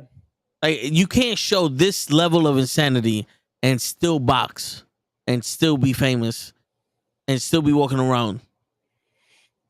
You know what I'm saying? Like, because, yo, think about it, man. Chris Brown was going through some shit after he assaulted Rihanna, and he threw a chair at a window at T.O. Remember that? Yeah. And then he took a while off, and then he came back quietly. But no one, like, you didn't hear much about that afterwards. DMX runs the hallways naked, and he's like, "Nigga, this is just me. That's I'm just, you know, blah blah blah." He rejects his kid, on TV because his kid's gay, and this, that, and the third. His kid's like, "Yo, it's either me or the drugs." He's like, "Get the fuck out of here!" Then I'm never gonna stop the drugs. It's it's like this is an addictive shit. Yeah.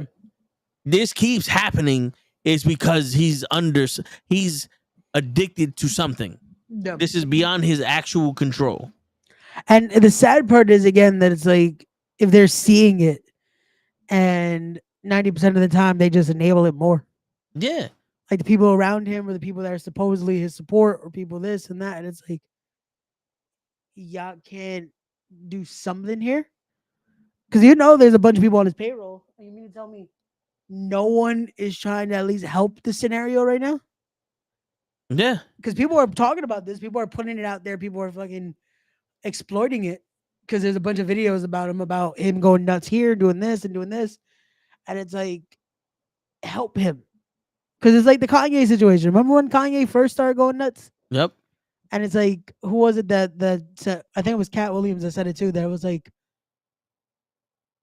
no one thinks about maybe helping. No. It was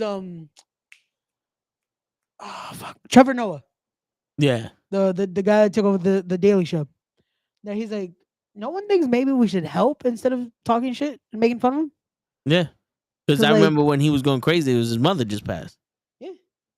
And it was like, and they were like, oh yeah, he's on this substance. Yeah, it's like, but why is he doing it now? If he was fine, and all of a sudden it's like this is happening, they're catching him with this. Like maybe it's something. Yeah. And Someone wants to check on him before it goes to that degree of like now there's no return, And the crazy shit is like the more and more he does like come out and start doing these things, Yeah. I'm starting to see the more and more he feels alone. Yeah. Because I remember when Kim Kardashian left him, and he said I bought the house across the street for them, and I didn't even know where they was, and none of these niggas told me where my kids were, and all of them knew, and blah blah blah. And no one said nothing. It's like, damn, my man don't even have fucking friends to tell him where his kids are. Yep. Like, what kind of fucked up shit is that? And then people see it as he's alienating himself, but it's like if you listen to the words he's saying, it's like, wait a minute. Those are my kids. He's not looking for Kim. He's not looking for something else. He's looking for his kids. Yeah. You know what I'm saying? Like, he don't know what his kids, that's kidnapping. Yeah. Because especially at that is that? scenario, it's not nothing was going on at that point. There wasn't anything that's like, yo, and his That's right, Pete. yo, what's Raised going on, Pete? alive. What's going on, Pete? Yeah, we in the building. We back.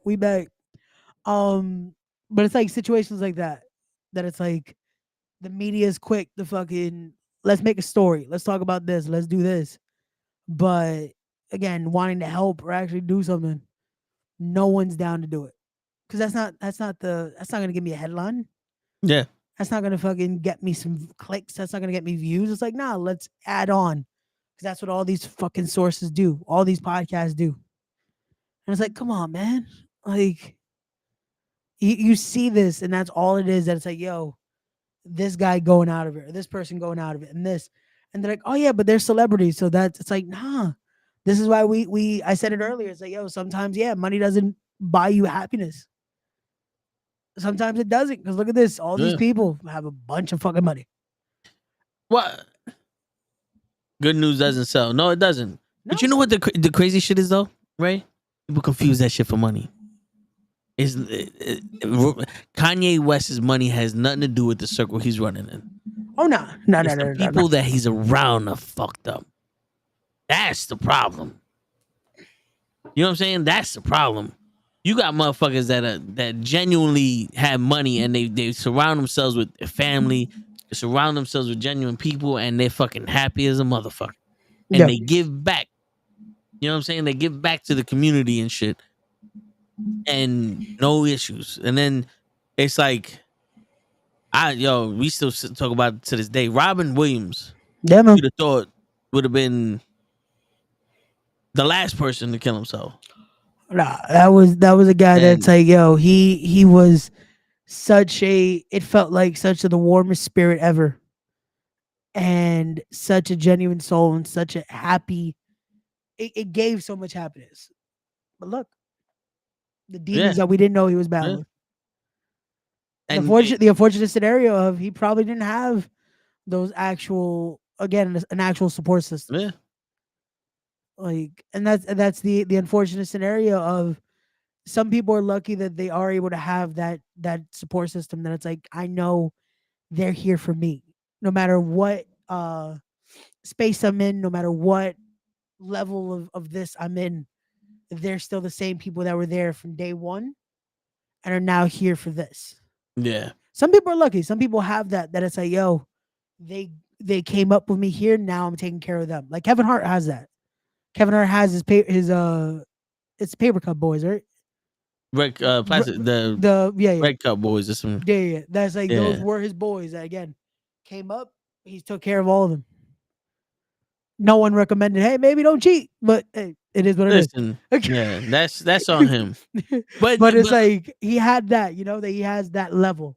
yeah, And it's like again, that dude from Because- where he started to now fucking the Yeah. millions that he fucking has. because they trick you, Ray.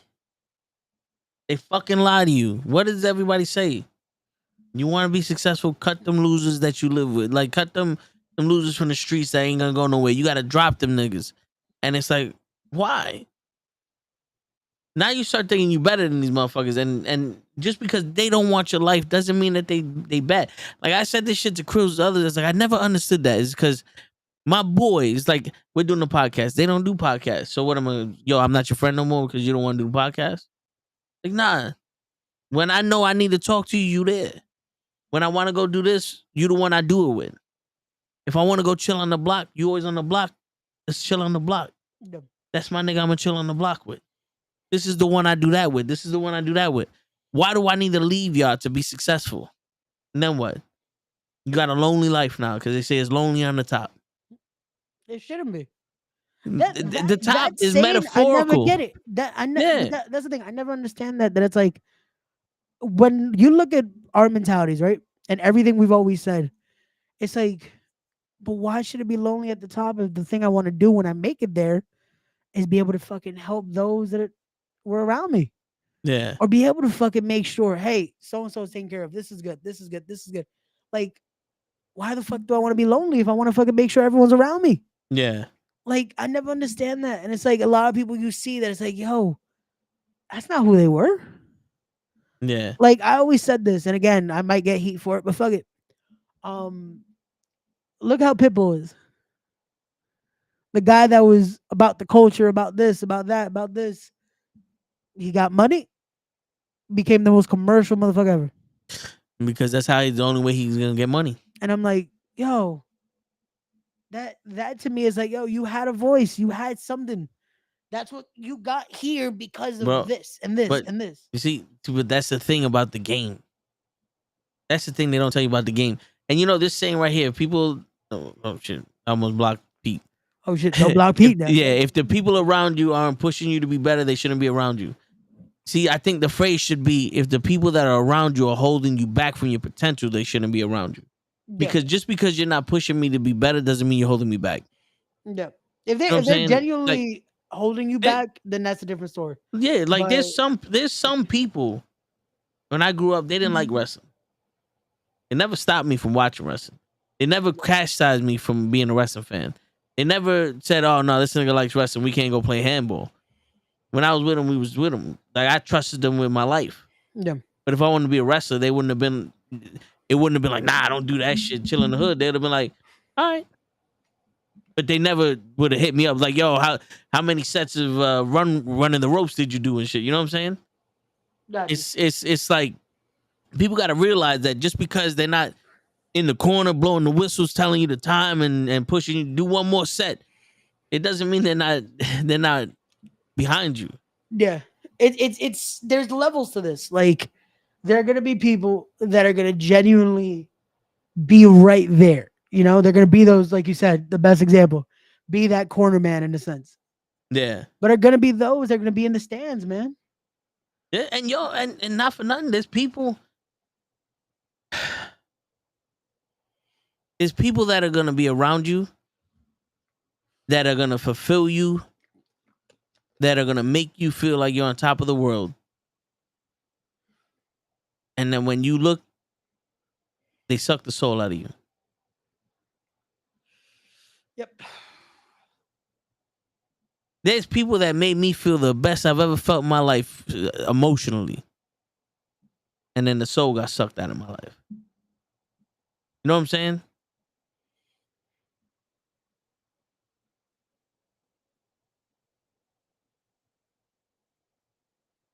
Now it depends on that shit too. Is like if the people aren't around you when there's nothing. Sometimes you don't meet people until you have something.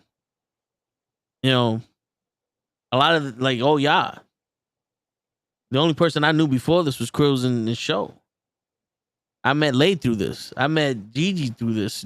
Kenny, you through this. You know what I'm saying? It's just you got to be that judge of character. Like the whole thing with Pitbull, and not just him specifically, but with a lot of people in the industry, the entertainment industry. There's a lot of money to be made, but the thing is, you got to read from the script.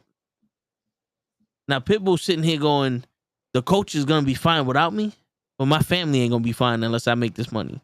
Yep. And it's not necessarily selling the soul, but my man's like, yo, if I turn around and do one Spanish album, I'll make $50,000. If I do one English album, I'll make $50 million. Yep. Yo no hablo español. You know what I'm saying? Think about it, bro. It's the choices. Like, the thing is this. Again, we could critique it. We could do this.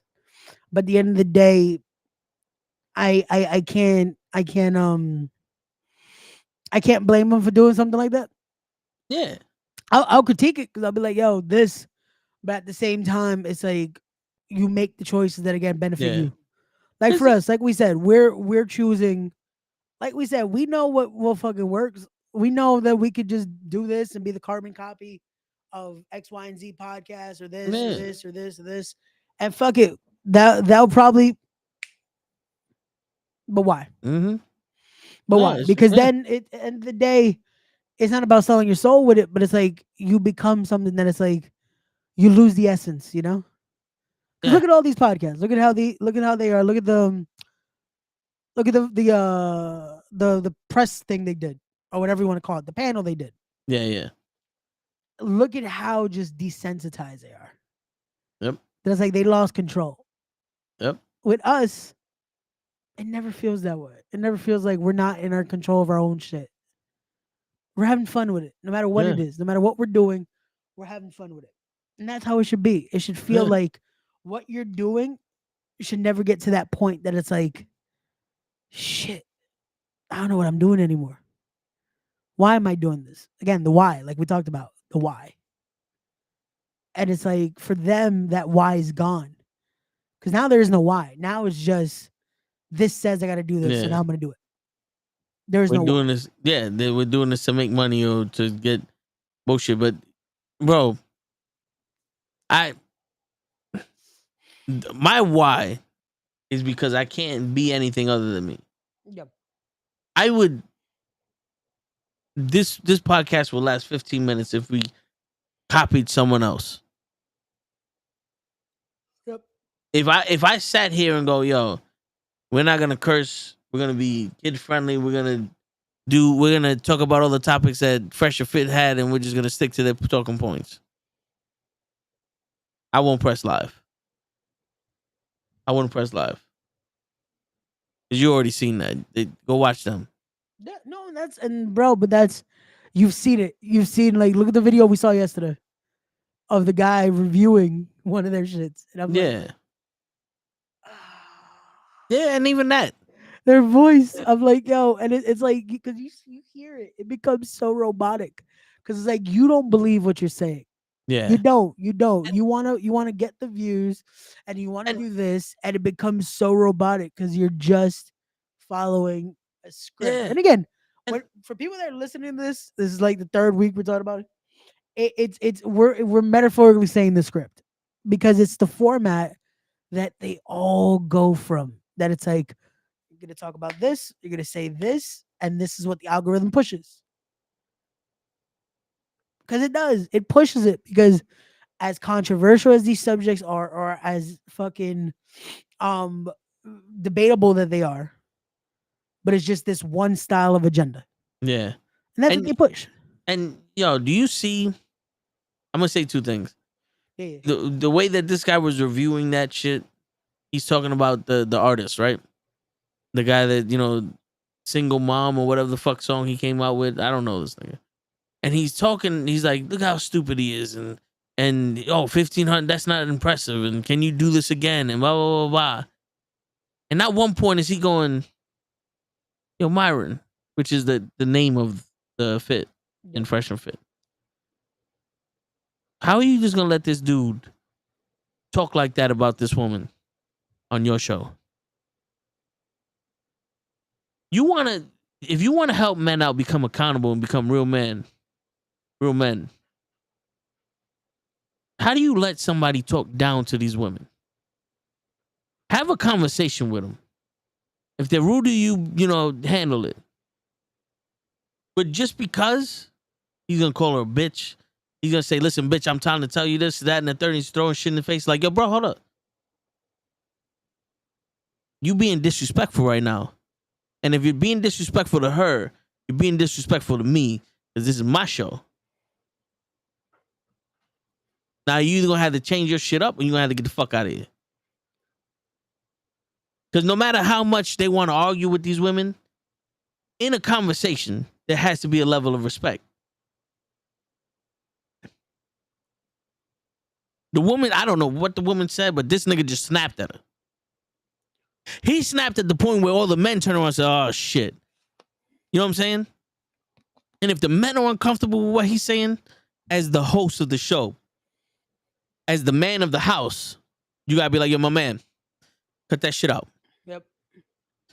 Cut that shit out. Because now you have to assert that respect in him. Because no matter what level of success, you have to hold yourself as a man. And right now, you're looking like a boy. You're looking like a boy that finally got something. And the motto has always been, act like you've been there before. Shit, what was you saying before I went into that because I know I wanted to say two things. The second one I forgot. Fuck. What was the last thing I said? Fuck. Shit. Damn. I need more fish oil. I legit forgot the last point I was at. A fucking.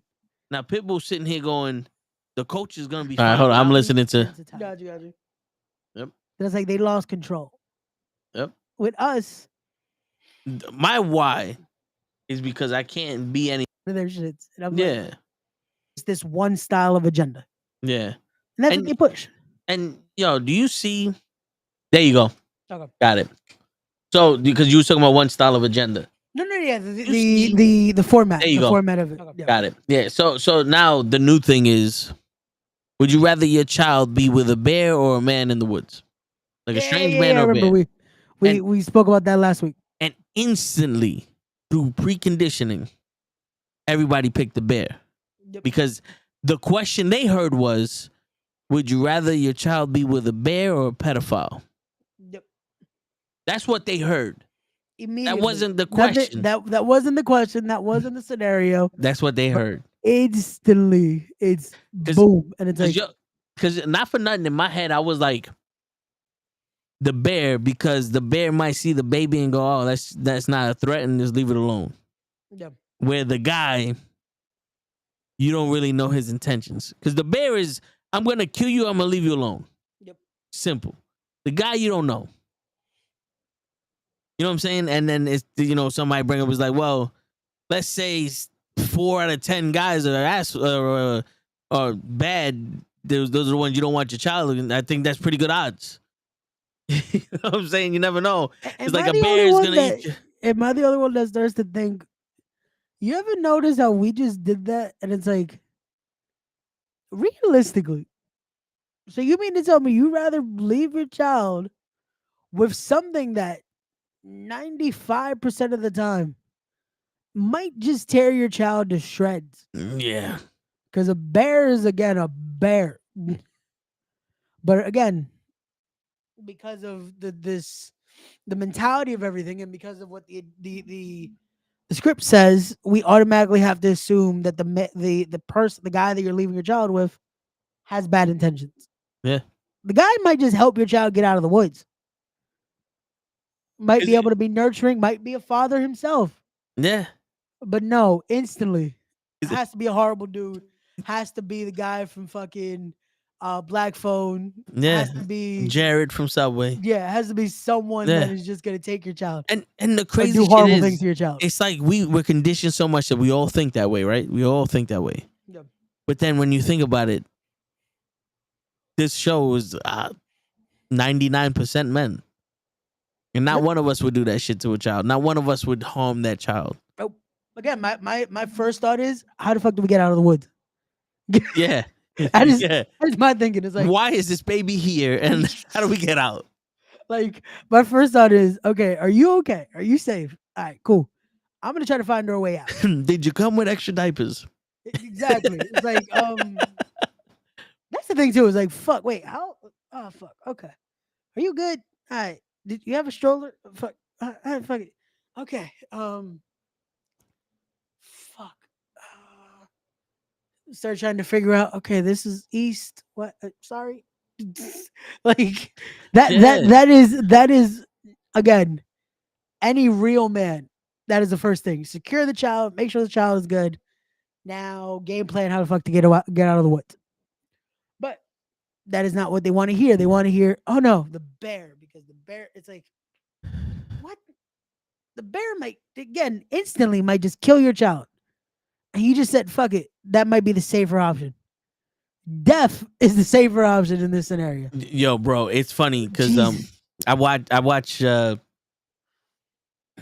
and listen to a lot of Les Brown. Yep. And he was saying that he was running a class about something. And it was basically write down everything you're willing to do in order to survive this situation. And he said that he saw so many people say that they would commit suicide in order to survive the situation. And he goes, and then they had the goal to write down what else they would do. And he said, if you said commit suicide, put your pencil down. That's a permanent solution to a temporary problem. And these women, I'd rather the bear than the man. You'd rather kill your child. Because even, let's just say, even if that is a bad guy, you're in the woods. If the guy lives in the woods and he has a house, or if he's stuck in the woods also, I think the last thing he's going to think about is doing something to that child. He's probably going to take that child as security. Be like, all right, at least I'm not alone. Because our instinct is to protect, but it's like survival of the fittest, right? I'm pretty sure the thing will be like, let me take this child because you never know who's in here, who's that. And if I have a child, people will probably be less likely to attack me or something like that. Because if there's other people in here, you know what I'm saying? There's other people out. So it's a survival instinct. Bear don't have that. Bear has food. You know? But again, that is not the. No one's thinking about that part. That again, a bear instantly might just be like, "Oh, food. That's it. Dead." But it's crazy how we're living in a society where men don't know they're in control of their own emotions and the outcome to their own game. But we're still the dangerous ones.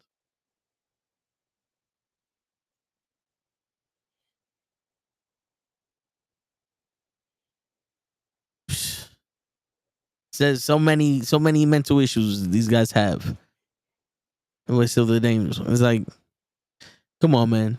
We made a month of mental health. Mental health. Is it men's mental health or is it just mental health? No, yeah, Men's mental health. Men's mental health month. And they put it behind the gay pride, Puerto Rican Day Parade, and whatever else the fuck this month is.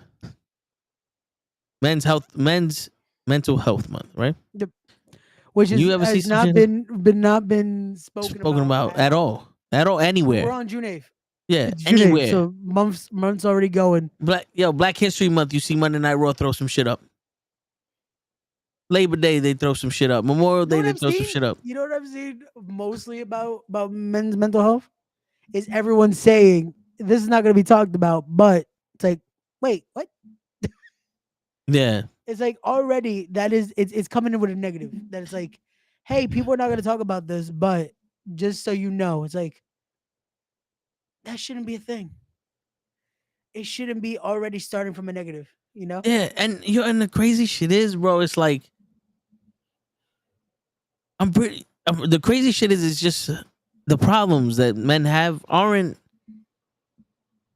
serious Yeah. like that, but it's feeling useless Yeah. is a huge demoralizer.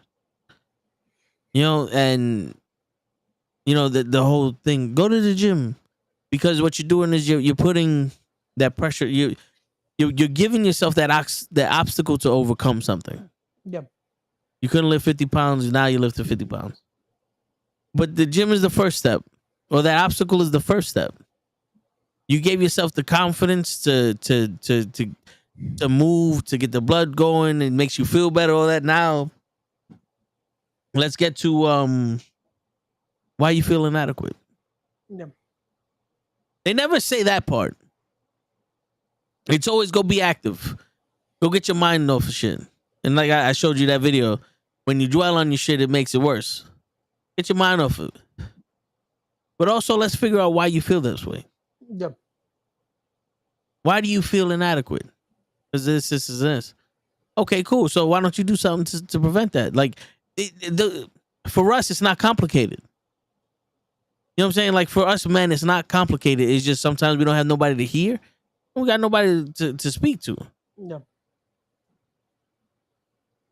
And the men's health shit, it's like the men's mental health shit is like, yeah, I don't give a fuck. So it makes it worse for us.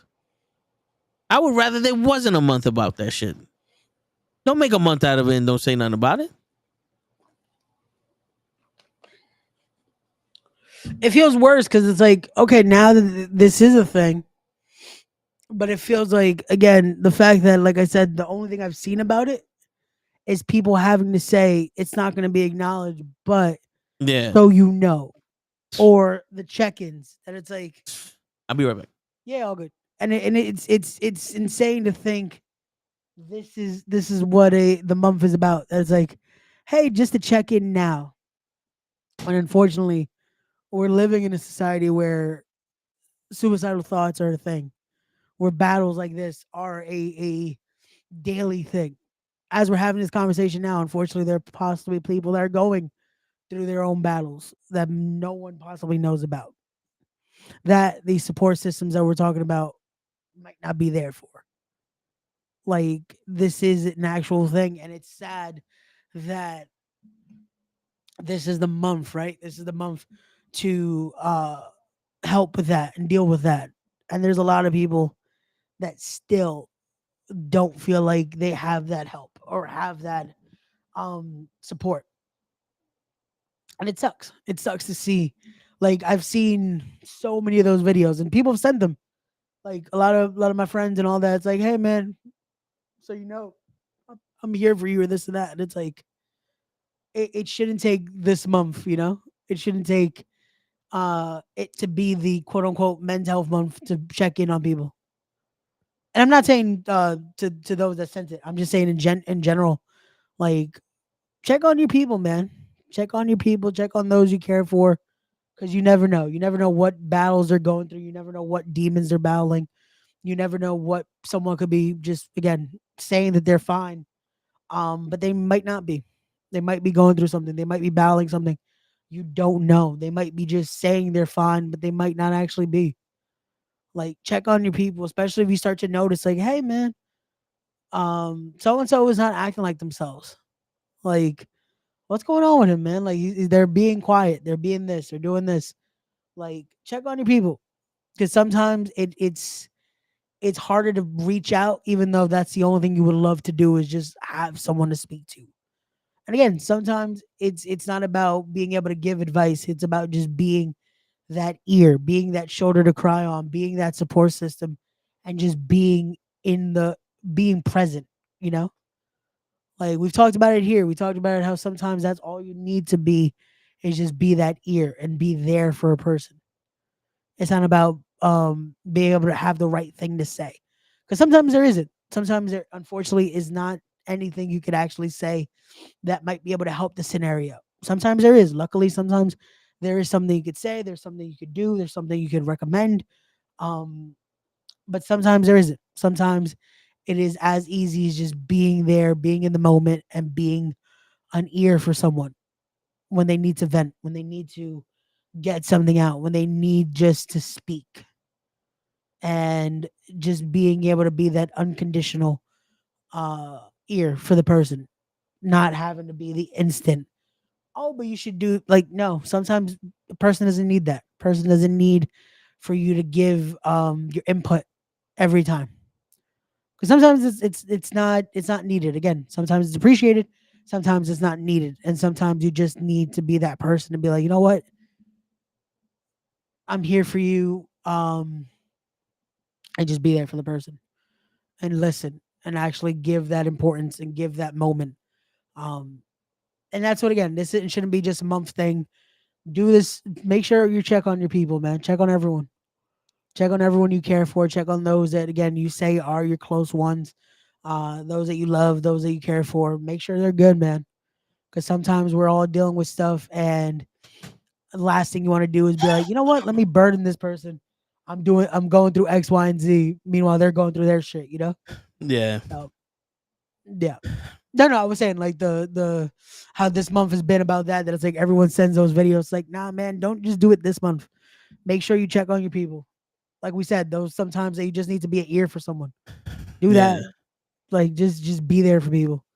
Like shit, we've done it. Sometimes we're bullshit for a while, and then after this, we'll bullshit for more. But just talking Yeah. and being there as friends and be there for people, because sometimes that's all you need, man. Like y'all see some of the shit we talk about on here, and that's maybe 55% of the actual shit we go through. Word. If that. Like if that, like some shit we can't unfortunately talk about on here, and some shit again we teeter around because some things we just can't say on here. And Yeah. luckily we have the people we have. We have our squad. We have our little fam here that we're able to talk about. We're able to talk to about these things, and sometimes just vent. Sometimes just say like, "Yo, this is going on right now. This is happening," and the fuck, man. Like, and sometimes again, all we can do is listen because it's like, fuck, man. Like, what the fuck do I say? You know? Yeah, and sometimes people ask in different ways. You know, like when you keep hearing somebody like, "Yo, we got to get together and do this and this and this."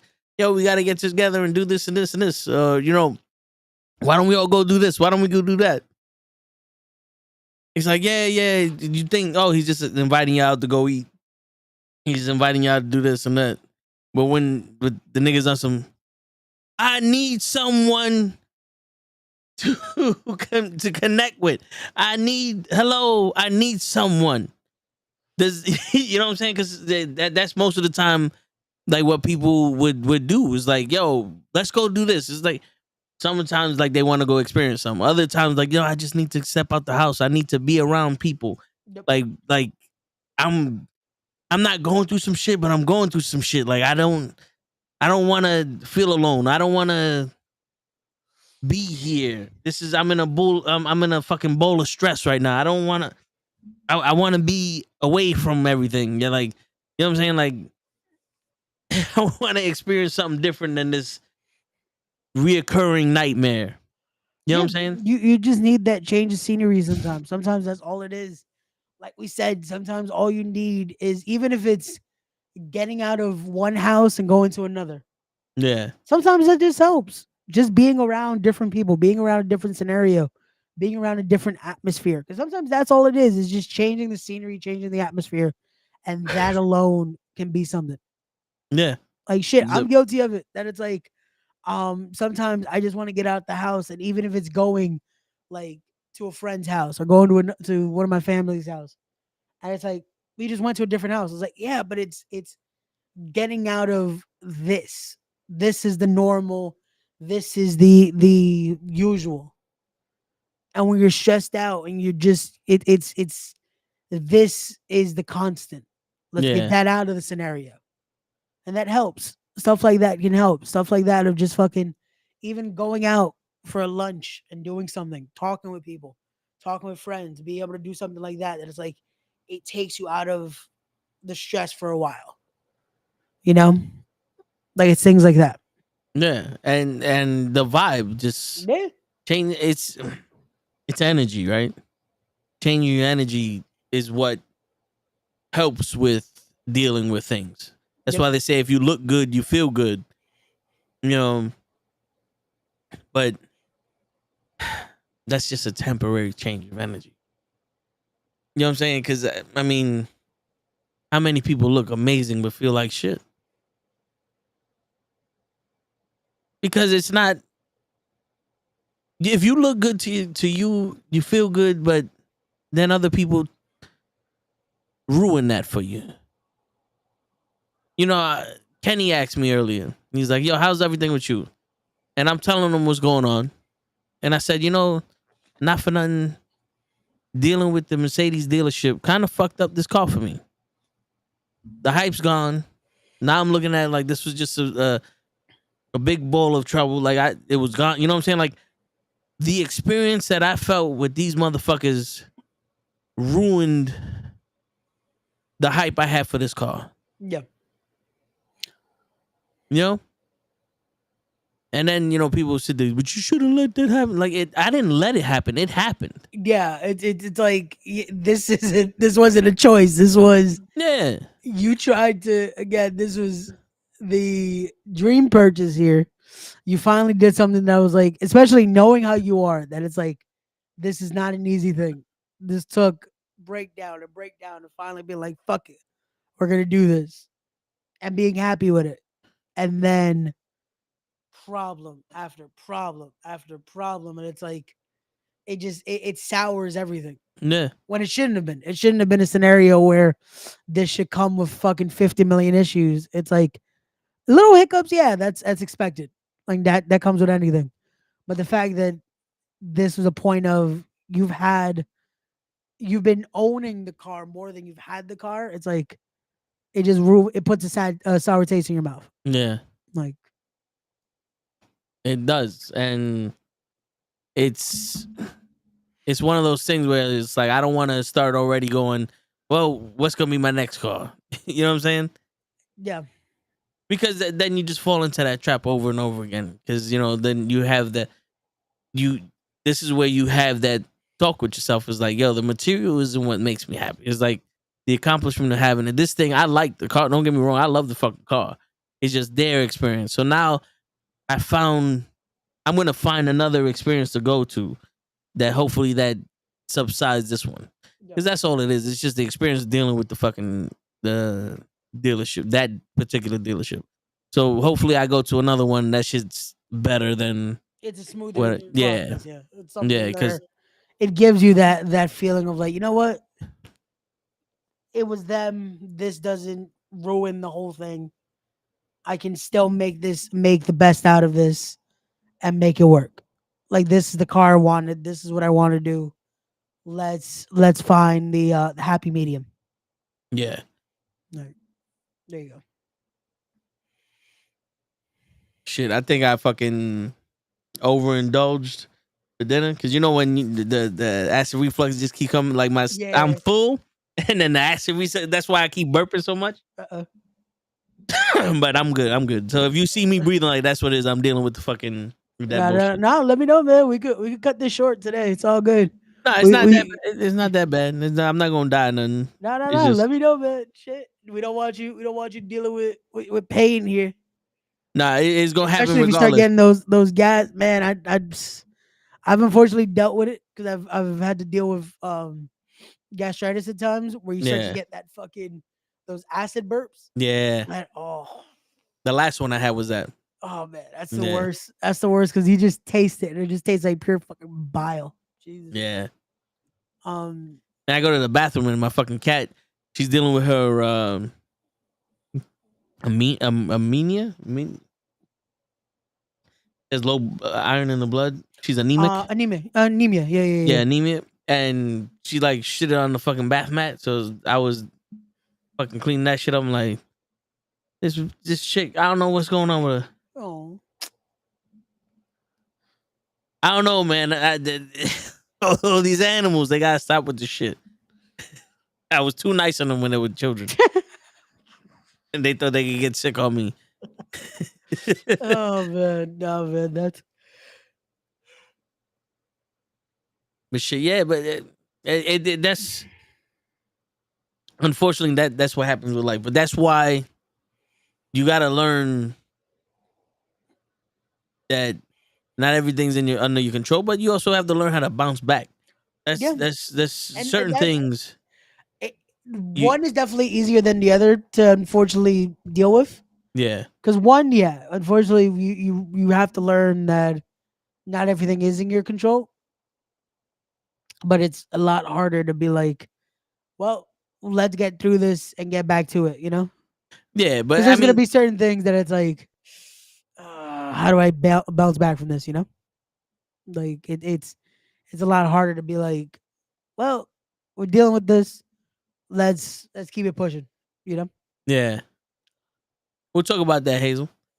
But you know, but like Les Brown, he's a motivational speaker. He's been Yep. through some shit, and you know, he was saying that when he goes through his moments, he has, you know, he prepares for it. So he has tapes and motivational speeches, upbeat music he listens to get him out of that mood and all that other shit. And it's, you know, he's like, when you're prepared for the lows, you have high lows.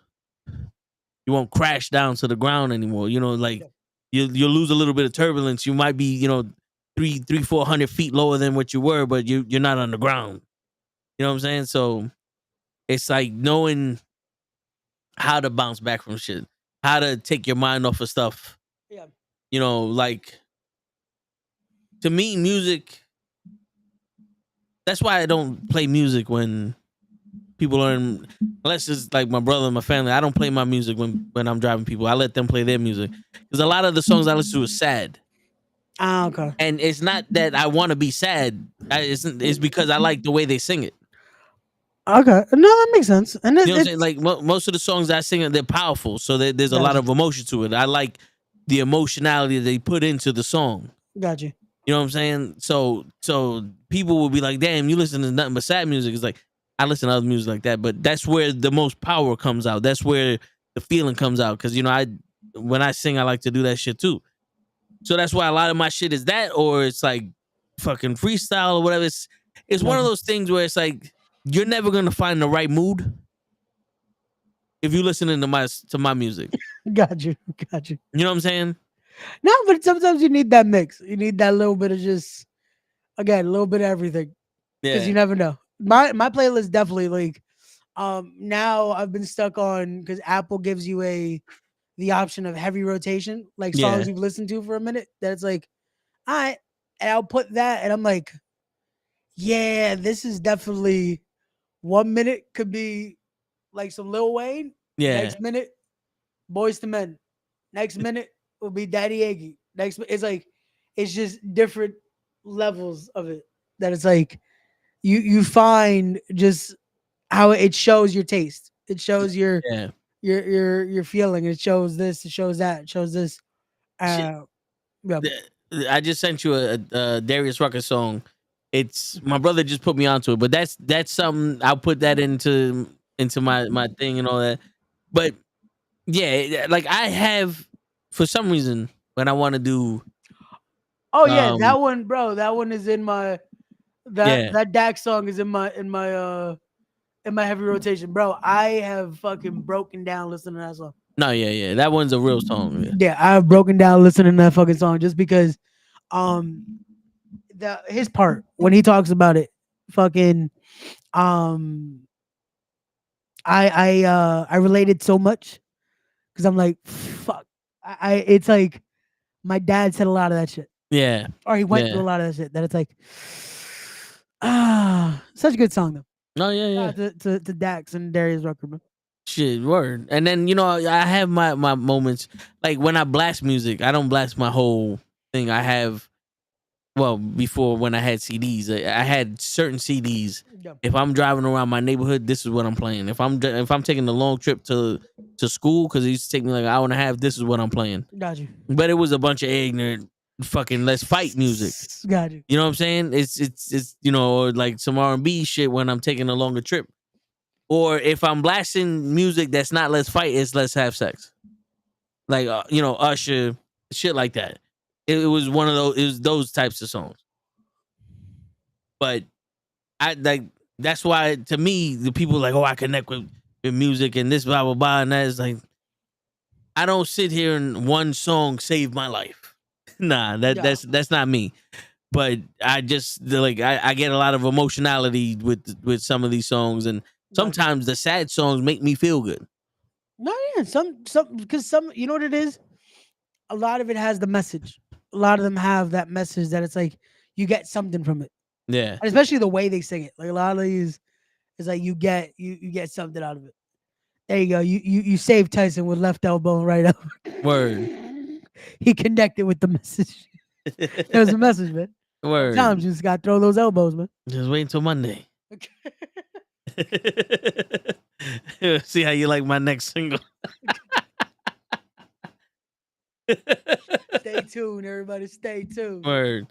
But yeah, I mean, I get it, but I don't like. To me, bro, fucking Gladys Knight. Yeah. The minute she opens up her mouth, I'm bawling. She could sing the phone book, and I'll be fucking bawling. There's something about the soothness of her voice that just makes me fucking. And also, most of the songs that she's saying remind me of my mom's. You know what I'm saying? So. Yeah, and those are the moments that it's like those little things that it connects. You know, that it's like it gets you somewhere. Yeah. That's me with Luther Vandross. Yeah. That's me with Luther. That's like certain songs.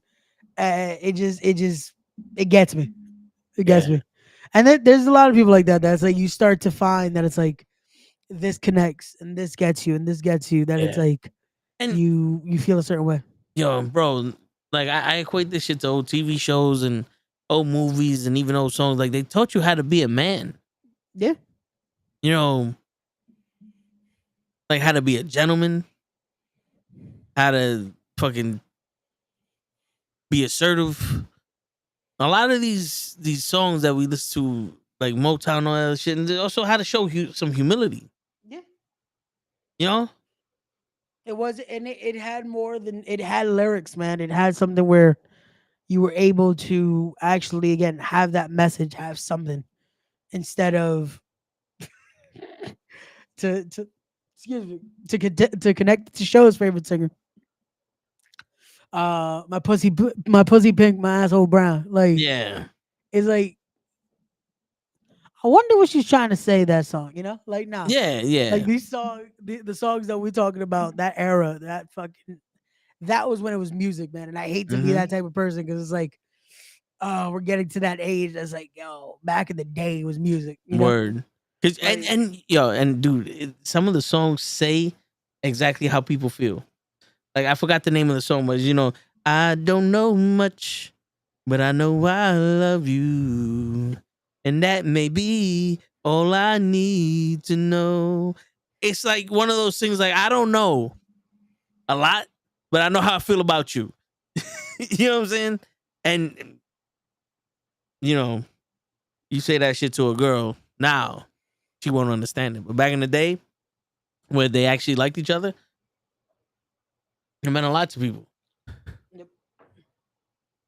And nowadays, people don't like each other.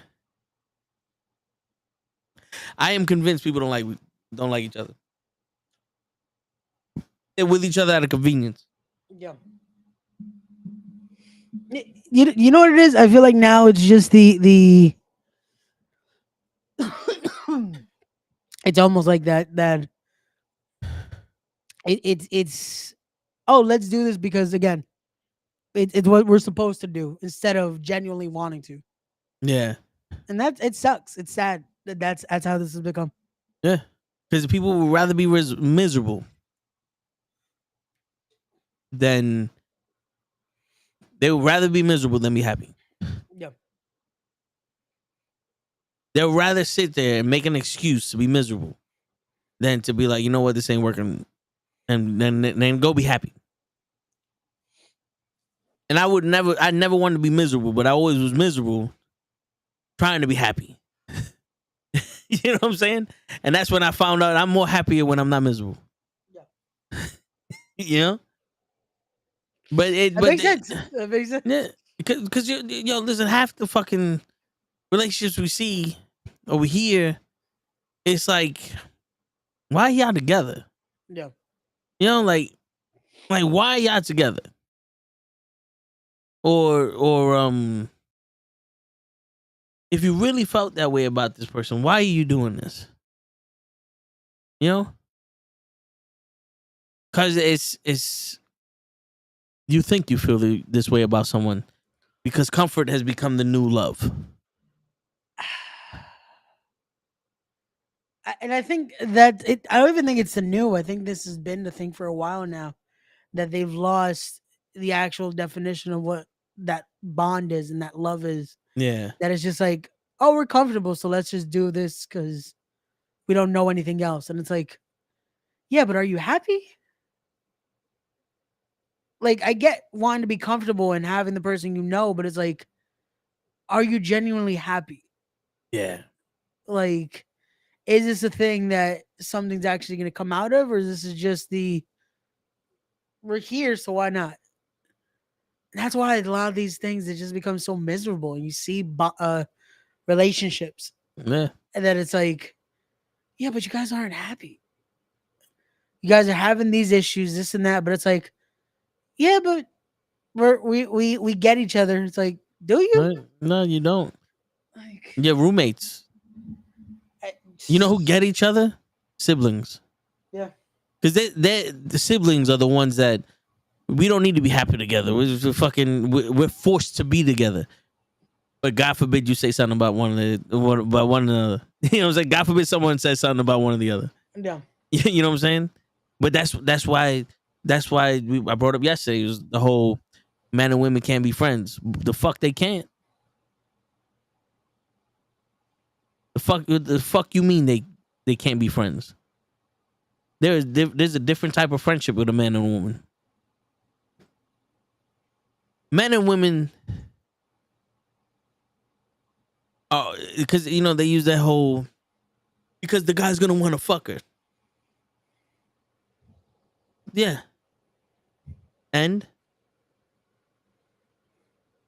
the only reason why guys don't want to fuck their guy friends, because they're not homosexuals.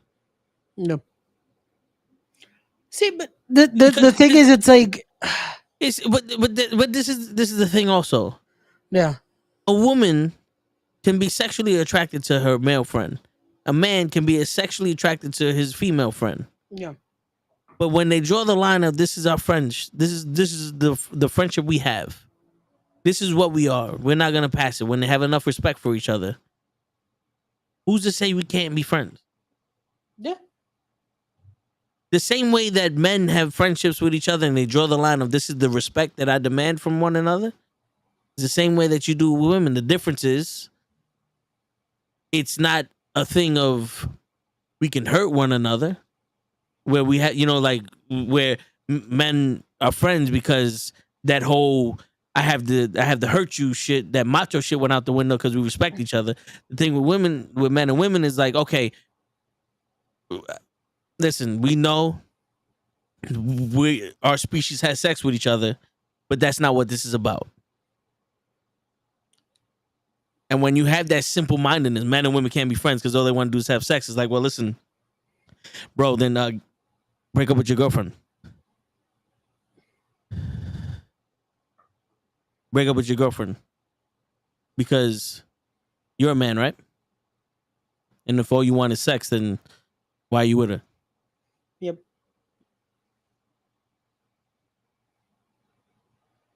That generalization also counts for us.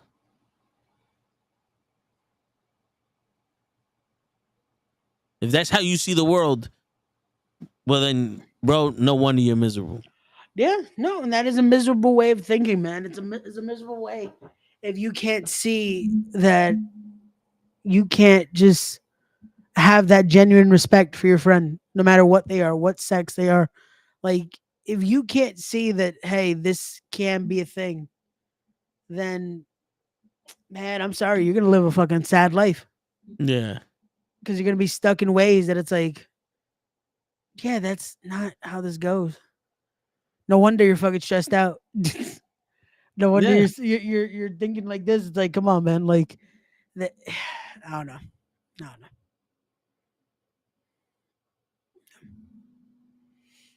Telling you, bro. And you can't. My pops spoke to women in front of my mom that would have women shoot him if anyone else was with him beside my mom. And straight out, the woman was like, "Oh, I don't feel so well." He was like, "Oh, what's wrong with you? Lucky I'm a gynecologist." Right in front of my mother. And my mom, and they'd be like, "Yo, you gonna let him speak to me?" He's like, "Shit, if you want him, take him. Don't bring him back though." Shit. You know what I'm saying? Yeah. It's like that because they knew. Yeah. There was only one thing that my mother didn't get jealous of, but she drew the line. And this, like, I've never seen it, but this is when they were first going out. The story was that my pops would do something to my mom to calm her down. And one time he saw her do that to one of his friends, like her best friend, and she got mad. And my pops was like, "Okay, I understand why you're mad at that. Because that's your thing. I do that for you." And I did that to her, but it's like, I get it. But there's a line, of course, but it's still one of those things like, what are you so jealous of? And that's where, that's why nowadays people are with each other for convenience. Because if you really showed your worth to someone and they really valued your worth, they would think twice, 3, 4 times before they did something to fuck that up. Yeah. Like, if you turn around and was like, "Yo, if you get 100 on the test, we'll go get ice cream." You be like, "Oh, I want 100 on the test, but this, we get ice cream whenever. I got a 95. Oh, that's good enough. We'll go get ice cream." If you get an A in this class, I'll get you a dog. You're studying like a motherfucker. Because the value of that dog is so much greater than the value of the ice cream. Yeah. You know what I'm saying? And it's like that. That's why you need to be friends. And that's why I don't do the whole, this is the first time I've ever saw you. You want to go out to eat? That's, you know what I'm saying? Like, I need to talk to you. Yeah. You need to get to know the build that, person. yeah. Actually have something. Build that rapport. Yeah. Have that foundation of it all, Yeah. Because I don't want to waste my time. Yeah. And I don't want to put this false bravado on you. Like, we're going on a date. I don't know you. I got to act a certain way. It's a little uncomfortable. I'm not blah, blah, blah. Yeah. Let me talk to you. Let me give you a little taste of who I am. And if you still accept that, then it's like, okay, you know what?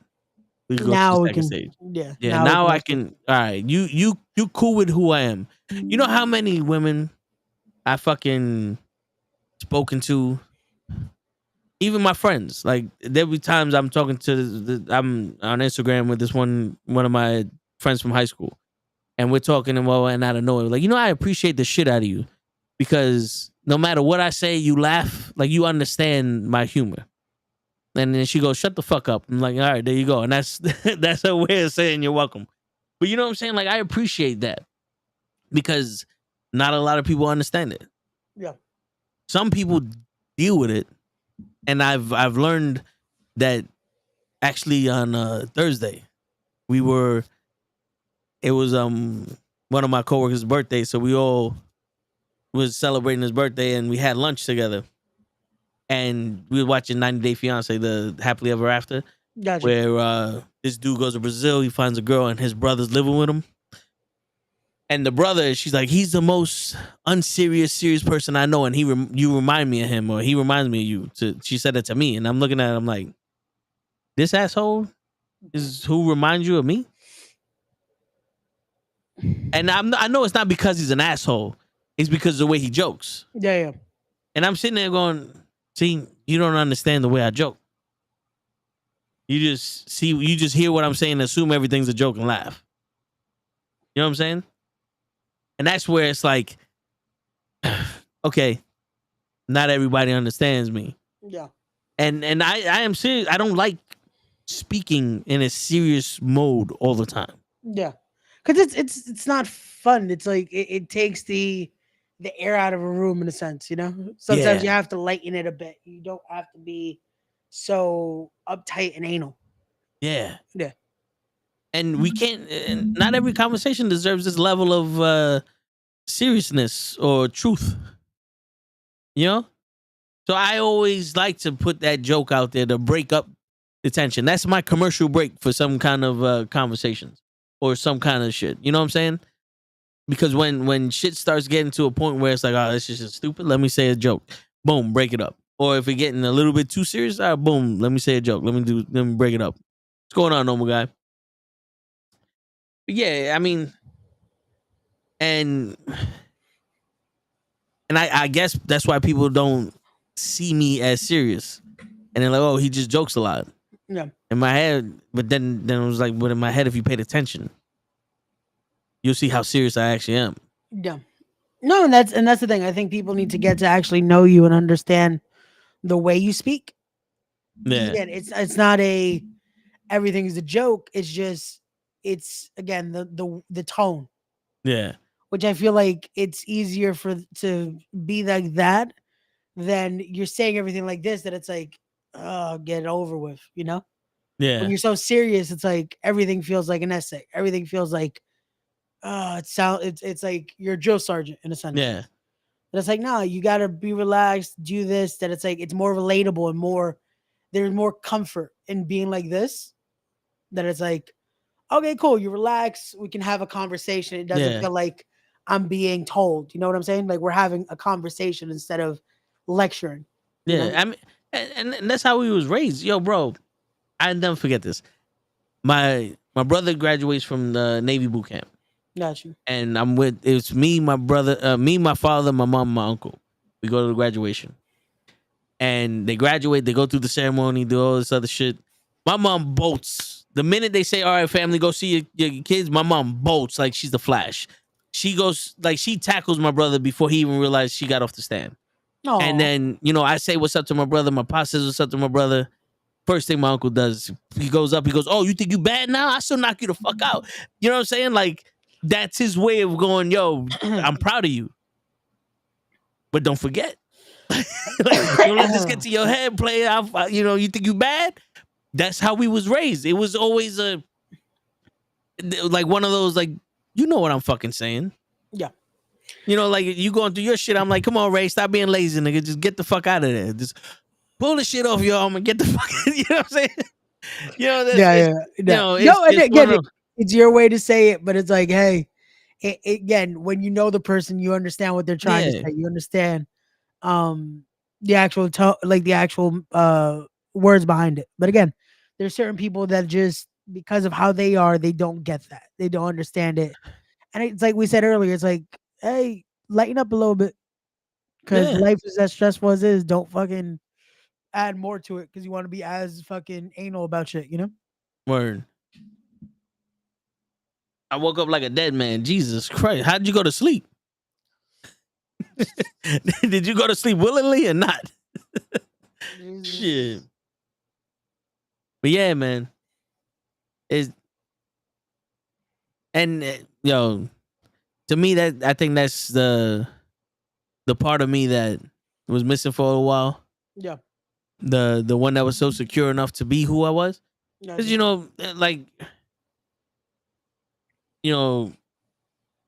when you lose something, you feel like something's missing. Yeah. And then there was a whole saying that this guy, the Indian dude, he's famous. I don't know his name. I think I sent you a couple of videos from The older one, right? The older dude? Yes, Yeah. yeah. We've talked about a few of his videos. Yeah, he said something about that, but it was one of those things like, you have to readjust. Yeah. You have to readjust to life when a traumatic experience happens to you. Yep. That's why now you definitely do, because if it's we've done it. We've unfortunately had to, because if you keep living in grief and you keep living in that mentality, it's like you're never gonna get back to living, because you're gonna stop living. And the worst part is you're still here. Yep. Like you are the one that's still living, so don't stop. Yeah. Because of this, it's like you now have to live for them. Shit, and like now, when there's people that I haven't seen in a while, and they say like, "How you been?" or "How you doing?" I don't go, "I'm okay." I tell them I'm happy. Yep. Or like someone I known, that knew what I was going through. Be like, "Oh, so how you been?" I tell them like I found myself, because listen, it's still sad, but I'm not broken. Well, I'm not allowing that to make me the person that I didn't want to be. Yeah. You know what I'm saying? Because, like you said, you gotta live through it, but you gotta live for yourself, because that's what they wanted. And it's almost selfish to feel that way. Because you want to feel like I'm not forgetting about you. So me being in this grief, it's the way I can remember you. Yeah. But I told my brother that when my mom was passing, I was like, "Yo, it's okay. We got this. You don't need to torture yourself no more." And he goes, "Well, if you're going to tell her that, then you got to live like that. Then it's got to be okay. It's got to, you got to be able to handle this shit now, because you gave her that. You told her that before she passed." You know what I'm saying? So that's where I'm at. And if it wasn't for y'all motherfuckers, I probably would still be in where I was, trying to figure out who the fuck I am. You sons of bitches. No, and that's what you need, though. You need to find that comfort somewhere, man. You need to find something that's like now makes you be able to continue and be able to move with it. That's the thing. It's never to move past it. Yeah. But it's to move with it, to be able to continue on. Because if you don't, again, that's when it becomes you stop living. Yeah. And that's the last thing you want to do, is to stop living, because like I said, you're the one that still is living. So instead of moving past it, where you feel like, oh, am I forgetting them, or am I disrespecting them? It's like, no, you're continuing on with that grief is still going to be there. That loss is still going to be there, but you're remembering them instead of just allowing that to consume you. Yeah. So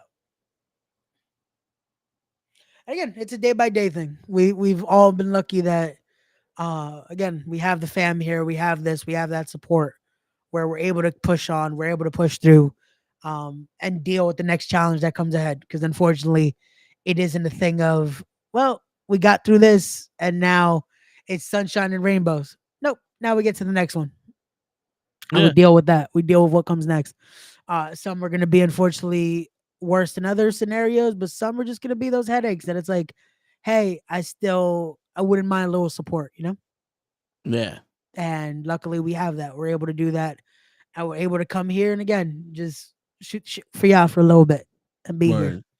So this is why we have the Toe in the Show with Ray. So that way, days like today, we can just bullshit for a while and let y'all know and talk about scenarios like this and give y'all some input.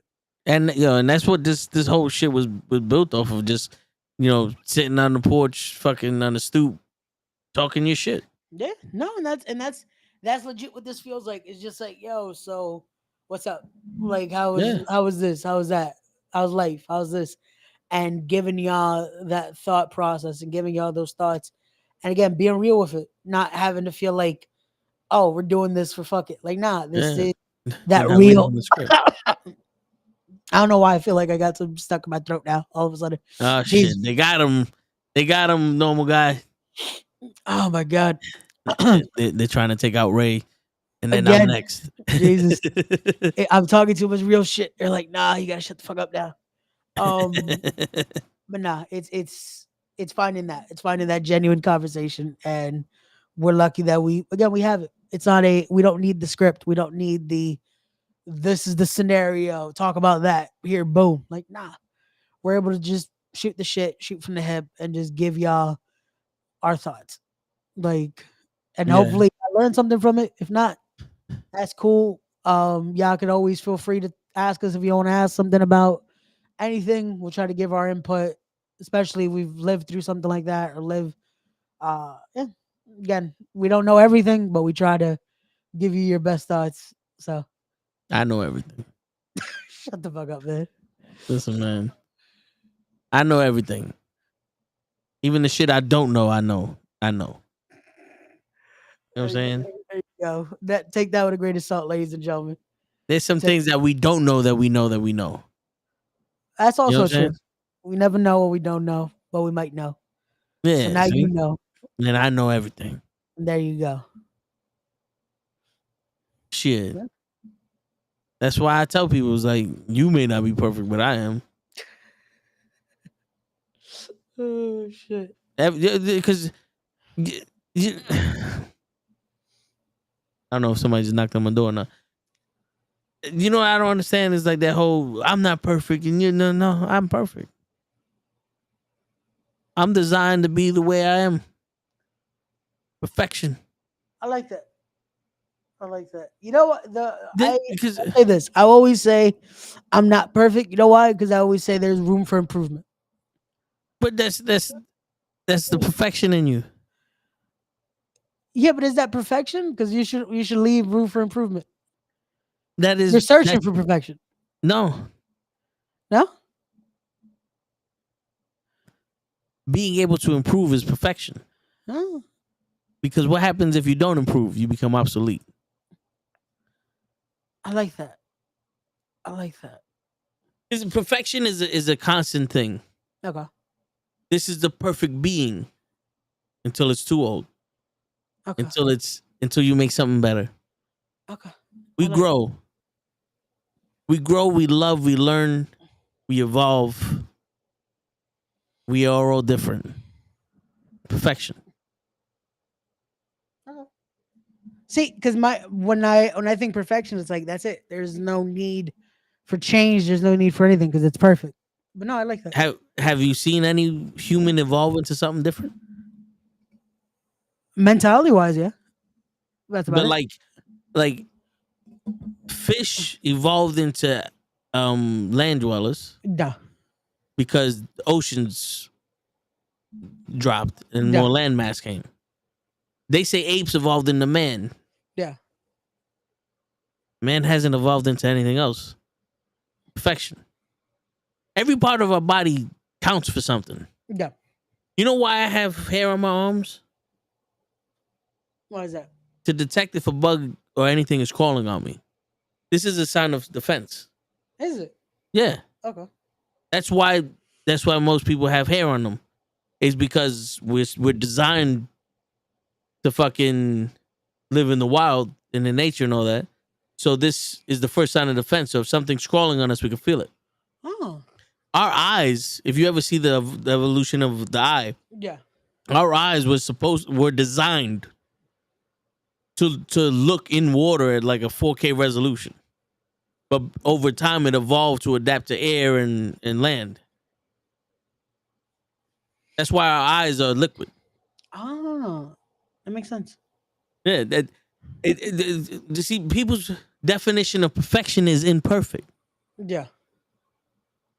You want to be imperfect? You want to be imperfect? That's fine with you. But I have 2 legs, 2 arms. I can walk. I can talk. I'm breathing. I have the ability to think. I look the way I look. I act the way I act. And I'm willing to learn to grow. Yeah. Perfection. Yeah. A tree. Yeah. It grows. it fucking sucks up carbon monoxide. It lets go of oxygen. Yeah, breathe. It kills off the leaves that it can't in the fall, and it grows back in. That's the circle of life. That's perfection. You don't see a tree trying to learn how to fly. No. You know what I'm saying? Perfection. If we weren't perfect, we wouldn't be looking for faster means of transportation. We wouldn't be looking for, a way to fly to go into outer space and all that other shit. Yeah. If we were flawed and imperfect, we'd be still stuck on the same problem. True.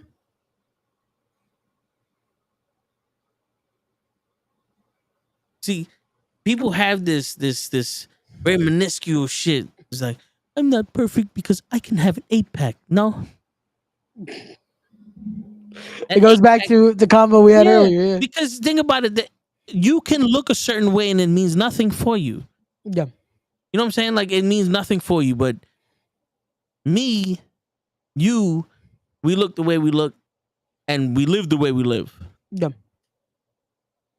Us being taller or different shade of skin or having an 8-pack or whatever the case may be isn't going to change the conversation we're having right now. Yeah. It's just going to change the way people see us. Yeah, that's about it. And that's their imperfection. But that's because of their mind, because they live in imperfection. Yeah. Always seeking perfection. I found it. Because what is the one thing that everybody says? This thing, oh, it's perfect. It can adapt to anything. So can we. Yeah. No, and that's something that we luckily have, that is adaptability. We learn, we thrive, we're able to move into that scenario, we're able to move into whatever situation we got to. So yeah, no, that works. Again, it's looking at different viewpoints and seeing. That is again, that's how we adapt to seeing different mentalities and seeing how it is that it's like, oh, okay, that works. I like that. I like that. Shit. Yeah. There's before we go, there's a TV show. It's on Netflix. I think I told you before. Physical 100. Okay. It's a Korean show where they invited 100 people, all different types of body styles and backgrounds, and they wanted to see which was the best body. Okay. And the cross trainer won, but they had bodybuilders, they had wrestlers, they had swimmers, they had fucking long range runners and all other shit. But each test was a different physical test. But the thing is, the one who won didn't win all those tests. Of course not.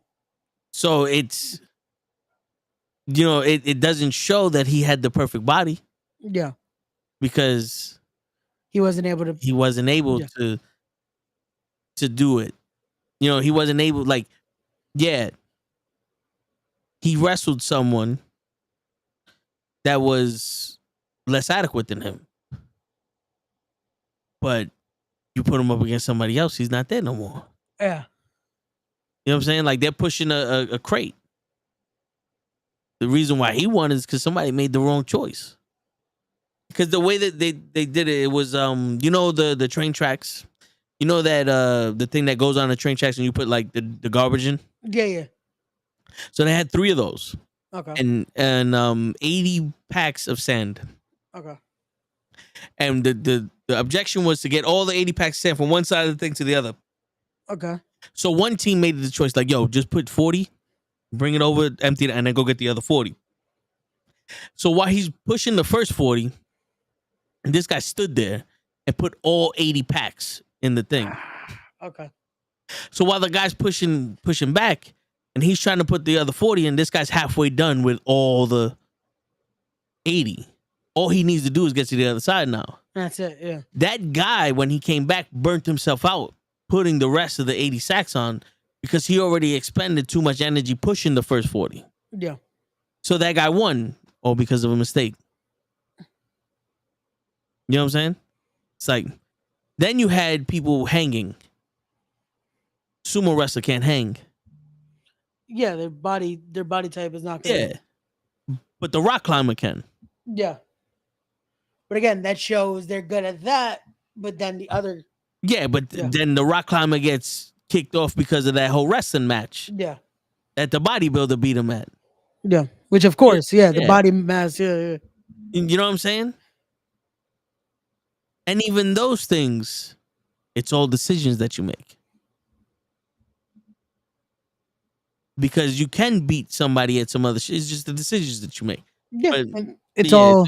it's a pretty good show. I gotta watch it, that's a yeah, good because show. that sounds it's intriguing me just the idea of like seeing the mismatches and Yeah. seeing decisions and all that. So I definitely Yeah. want to. I gotta give that a watch. And it's on Netflix. Netflix, yeah. Physical yeah. 100. There's 2 All right, seasons. I gotta watch. And, I gotta watch and, it. and there's another fucking season.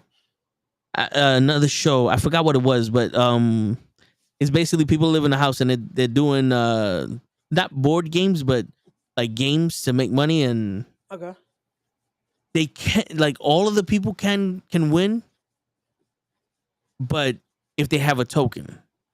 And the way you get a token is if you win a game. Okay. And you can hand your token to someone. Right? So if someone loses their token, they get kicked out.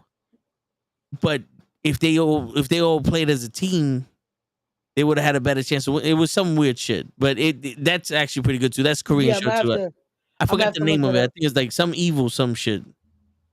That sounds interesting. That alone sounds like a nice plot. To something. I'm gonna have to look that up. Yo, a bunch of the Korean fucking shows on Netflix is dope to watch. Yeah. No, it's always like international TV is always better because they just have freedom of thought and all that. Yeah. So I'll And give that a watch. I definitely want to watch that first one because now that's interesting to see the pairings and then to see again how again little mistakes can lead to the biggest changes and all that. yeah. Shit, there's that MMA fight. I forgot his fucking name, but he's big. He was he used to wrestle. He used to fight around GSP and Matt Hughes and all that. Gotcha. Asian dude. Well, he's in season 2. Okay. I was about to say not BJ Penn, right? No. BJ Penn's Hawaiian, Okay. but it's like Hum Shung Goy. Some Okay. if you heard the name, Once, you know. yeah. Once I see, I'll be able to Yeah. see it. I'm trying to find it. I'm trying to find it. It's not on my list. Fucking bitch. Games. These are video games. Is it? Because there's also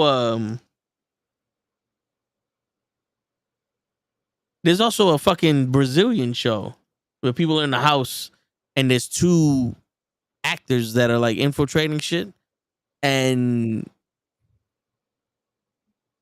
I don't know the whole premise of that, but just watching it was like the shit these people do, thinking, because it's a fake show. Yeah. So the shit that these people do just thinking shit is crazy. Because they give them like fake scenarios and they think it's real.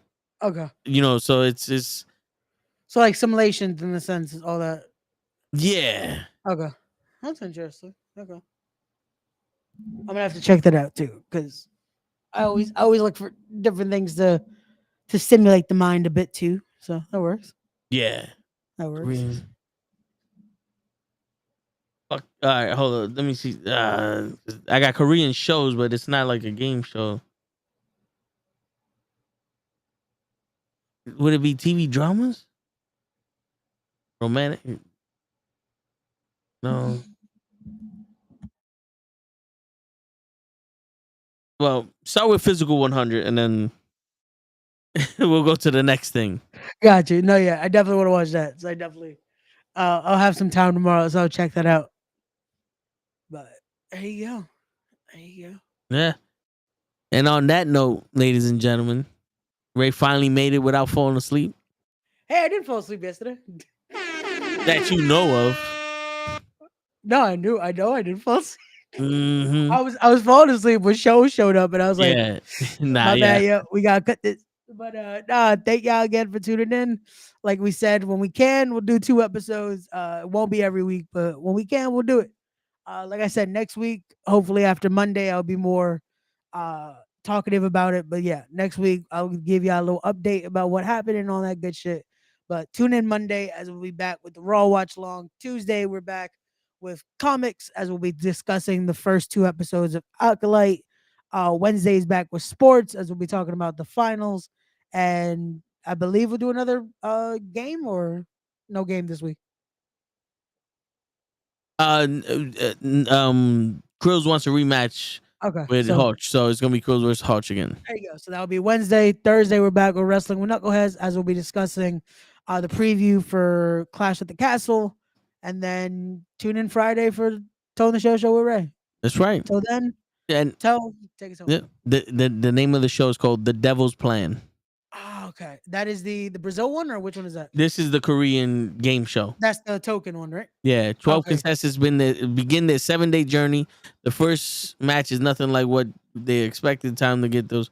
Yeah, so it's a Korean game show. The Brazilian one, I have no idea. Okay, got you. What No, the no, fuck so that? I'll find definitely that out. Yeah, my brother watched that one. got you. So I'll start checking out these Korean shows Yeah. on Netflix.